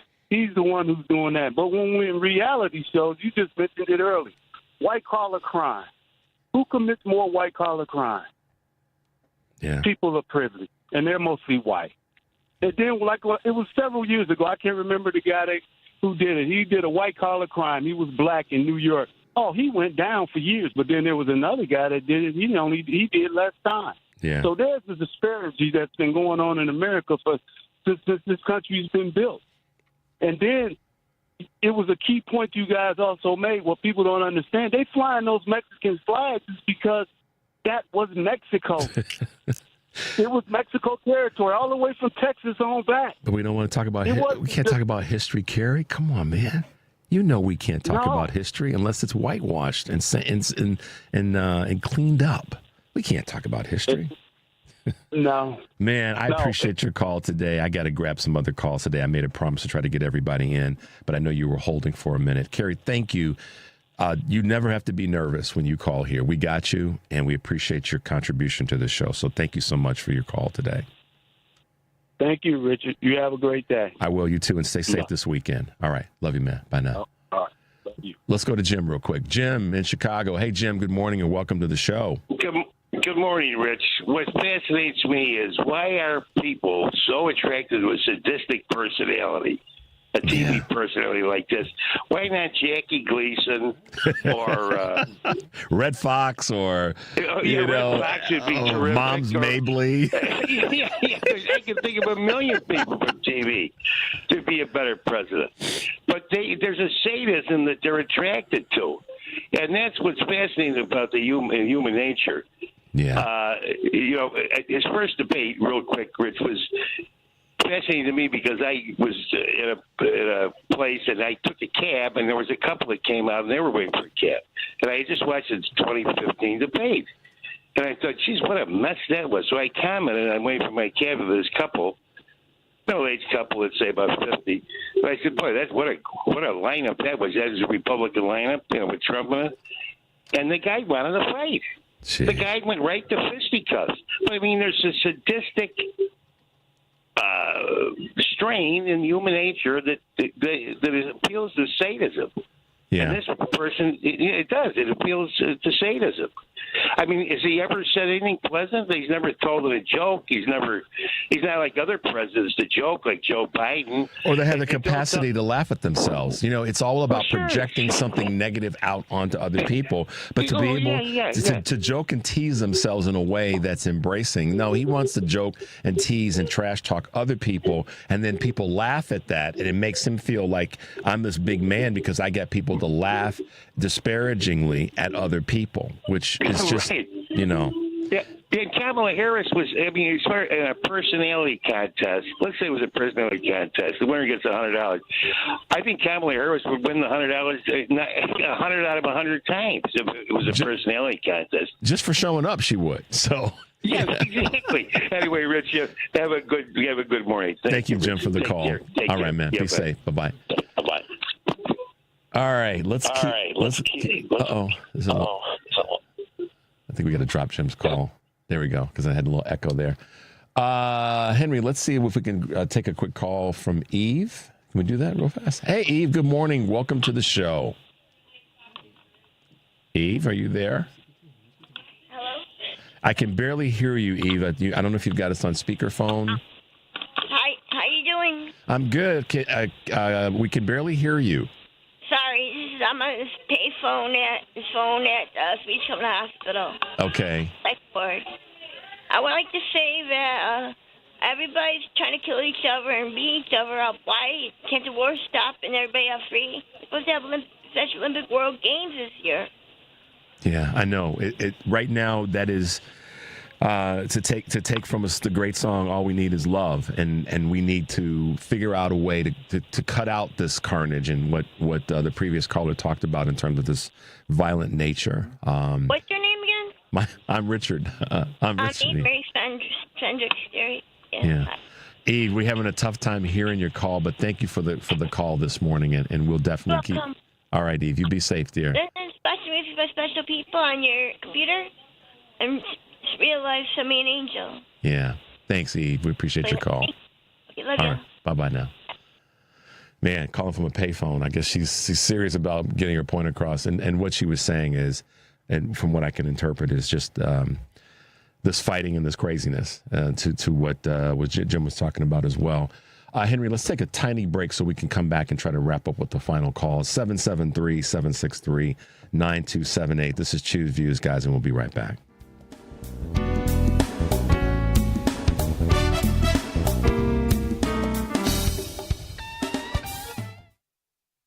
Well, June is Pride Month, and all of us who believe in freedom and equality are speaking out for LGBTQ plus rights. But did you know there's a way to raise your voice for equality every month? In fact, every day. It's your phone if you use Credo Mobile. Credo Mobile has donated over $15 million to nonprofits working for equal rights, groups like National LGBTQ Task Force, Transgender Law Center, and the ACLU. And they'll continue to do so because they don't abandon their values when the political wind shifts. They stand for LGBTQ plus people during Pride Month and every month. If you're ready to switch, it's so easy to do. Here's how you make a difference. Go to credomobile.com. WCPT listeners can get 25% off your service for 2 years if you use the code WCPT25. Learn more at credomobile.com. That's credomobile.com. The best way to give back is to go to credomobile.com. That's credomobile.com. Don't forget, type in your code WCPT25.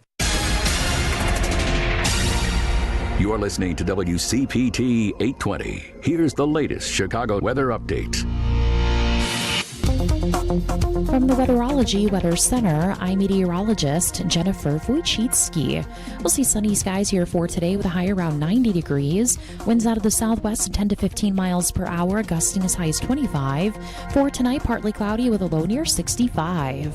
By Thursday, a slight chance for showers and thunderstorms here late. Blend of clouds and sunshine develops, high of 85. Friday, chance for showers and storms, a high around 84. That's your latest Chicago weather update. Currently, it's 68. Driving It Home with Patty Vasquez. Hold on a second. I'm going to take this on the air. Hey, Steve Lessman, this is Patty Vasquez. We're live on the air. Are you really calling me? Is the sales department calling me live on the air? Hey, Steve. Steve, you're on the air. Did they make it? You've done that to me. You could know Art from WCPT. Why are they calling you? I have no idea. He just saw me in the hallway. Come on now. Patty Vasquez. Weeknights 5 to 7 on WCPT 820. WCPT 820, Chicago's progressive talk, where facts matter. Good morning. You're waking up with Richard Chew. Good morning. Good morning. Good morning. We're live and ready to hear from you. Text or call us now at 773-763-9278. Same number. Simple as that. Let's get the conversation going on WCPT 820, Chicago's progressive talk. Hey, progressives, welcome back to the show. Stay tuned for our progressive WCPT progressive lineup, including the Stephanie Miller Show, my radio sister on the West Coast, the Tom Hartman Show, professor of everything progressive, Joan Esposito, live, local, and progressive, and Patty Vasquez. My bookend that's driving you home. Hey, Patty, you always make me laugh because she laughs from her belly. She does. All right, y'all, let's keep it going with some calls. We got a number of folks we want to chat with. Henry, let's go to, is that Glenn? Is that right, in West Virginia? Hey, Glenn, good morning. Welcome to the show. Hey, how you doing? I'm good. What's going on? I definitely appreciate the fact that Trump's an idiot and an asshole and, has literally no emotional IQ. He's got an emotional IQ of about 12. But like JFK and like other presidents before him, Clinton and that, but he, has a good side. He doesn't look at, the pains of the parents of Lincoln Riley, the pains of the parents of the gal that was killed in Lake Grapevine, and he works to do something about it. I hate him personally. I don't like him personally, but I think he's making policies that make our country safer and make our country better.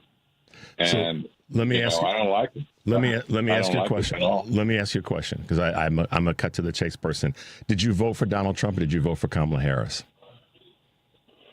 Oh, Trump, absolutely. Yeah, okay. Kamala is a buffoon. She was not. So to that she end, was not capable at all of being president. To that end, Glenn, I disagree with you, and I know that you're disagreeing with what I have to say or the platform. Donald Trump doesn't have any policies about keeping people safe. He's acting as a thug and he's acting as a chaos agent right now in the country. And if you voted for him, that's what you get right now. So we don't have. Listen, I'm not going to try to change your mind. I respect you enough to not try to change your mind. I won't do that to you. But I won't also. It's not about that. Glenn. Trump's an asshole. I get it. I understand. I understand what you're saying. Trump's an asshole. I completely agree with you. Glenn, stop. Stop. Glenn, done. We got to end the call because we couldn't even clip him fast enough to cut out the wording that he was using. Sorry about that, you guys. Glenn, glad you listened, glad you called in, but you are the epitome of a troll by starting off by saying the good things and this, that, and the other. But that's why I cut to the chase with people. I want to know who you voted for. Because this is on you. Glenn, based on where you live geographically, some of the policies that you want to say your boy is bringing to the country are going to hurt you mightily. That I can assure you of. So I'm glad you called, and I welcome those who voted for Donald Trump to call. The MAGAs or the GOP, middle right, I welcome you to call.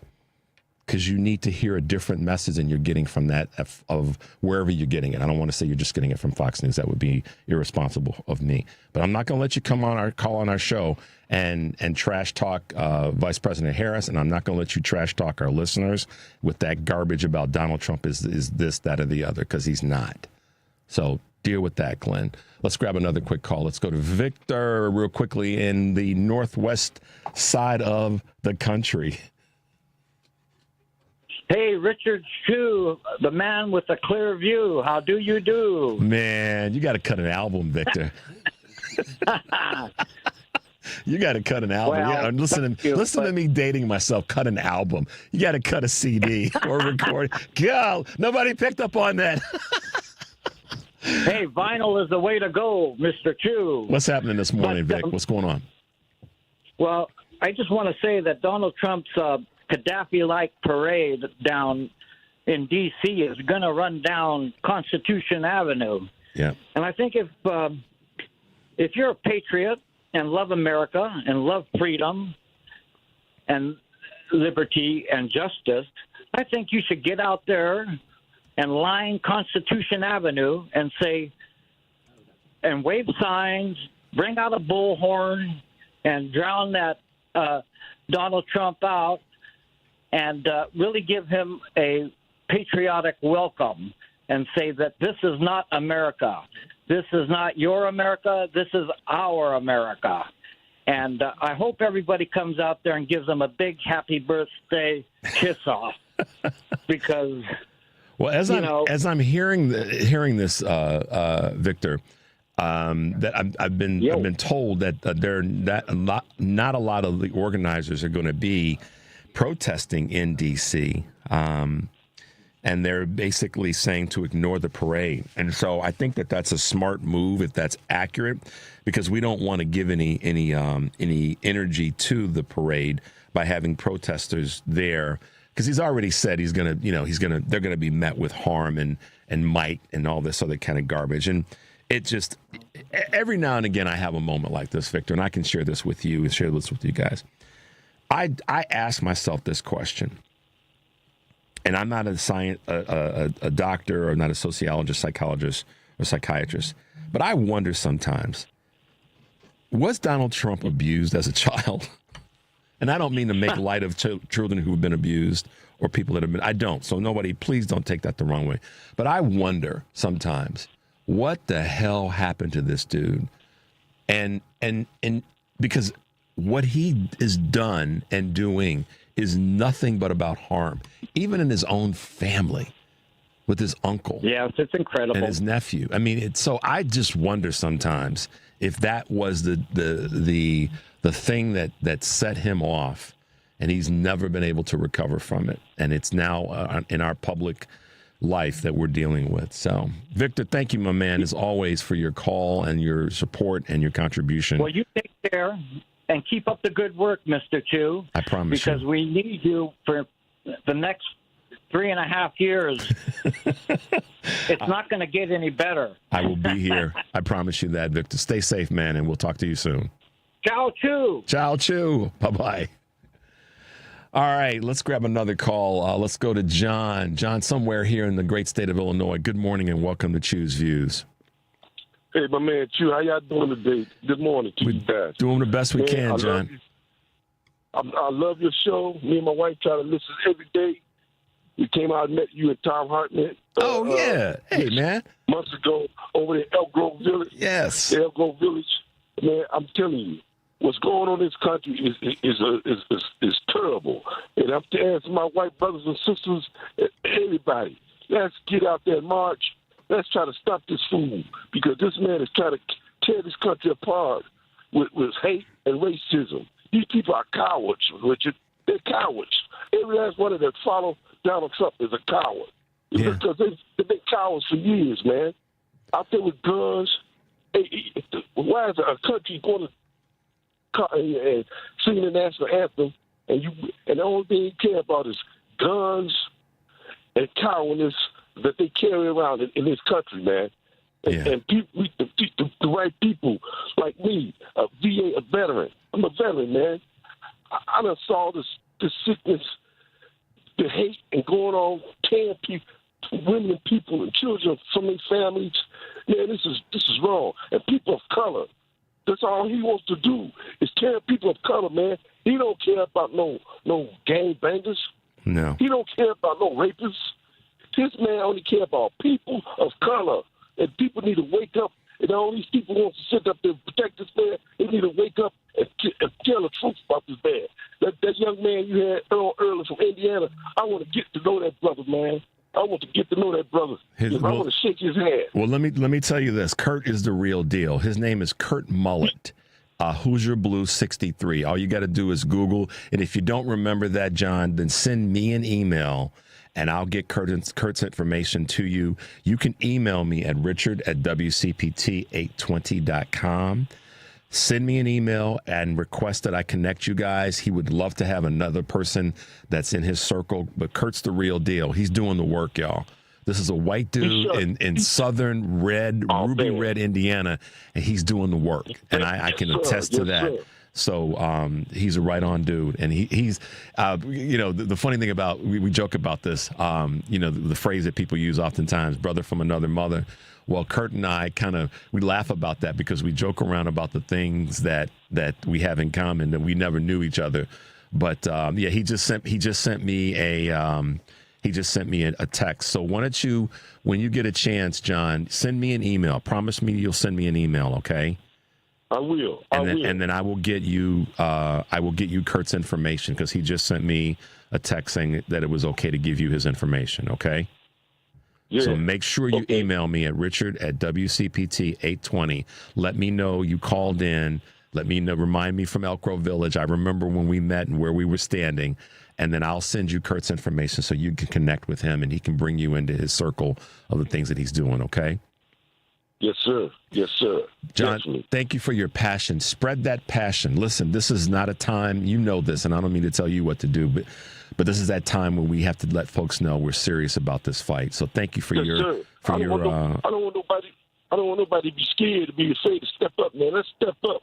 Yeah. Because these people are sick people, man. We got to step up together. We got to march together. We got to be loud like John Lewis tells us.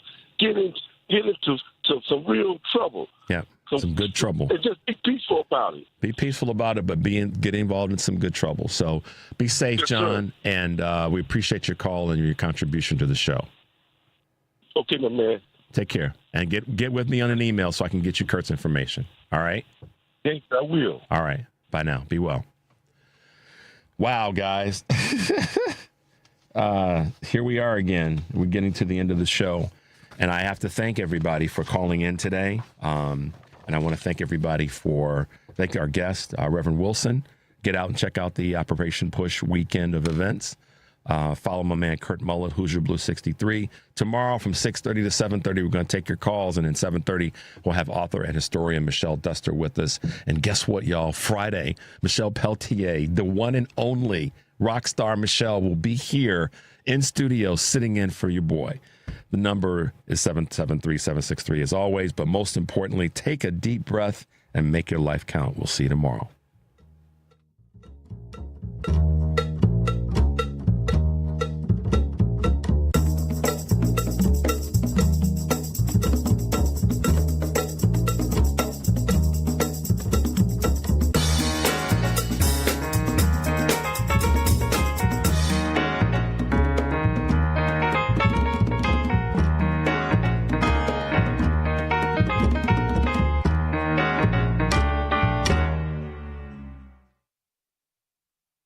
It's nice to know someone is on your side. Mark Drugs always has your back.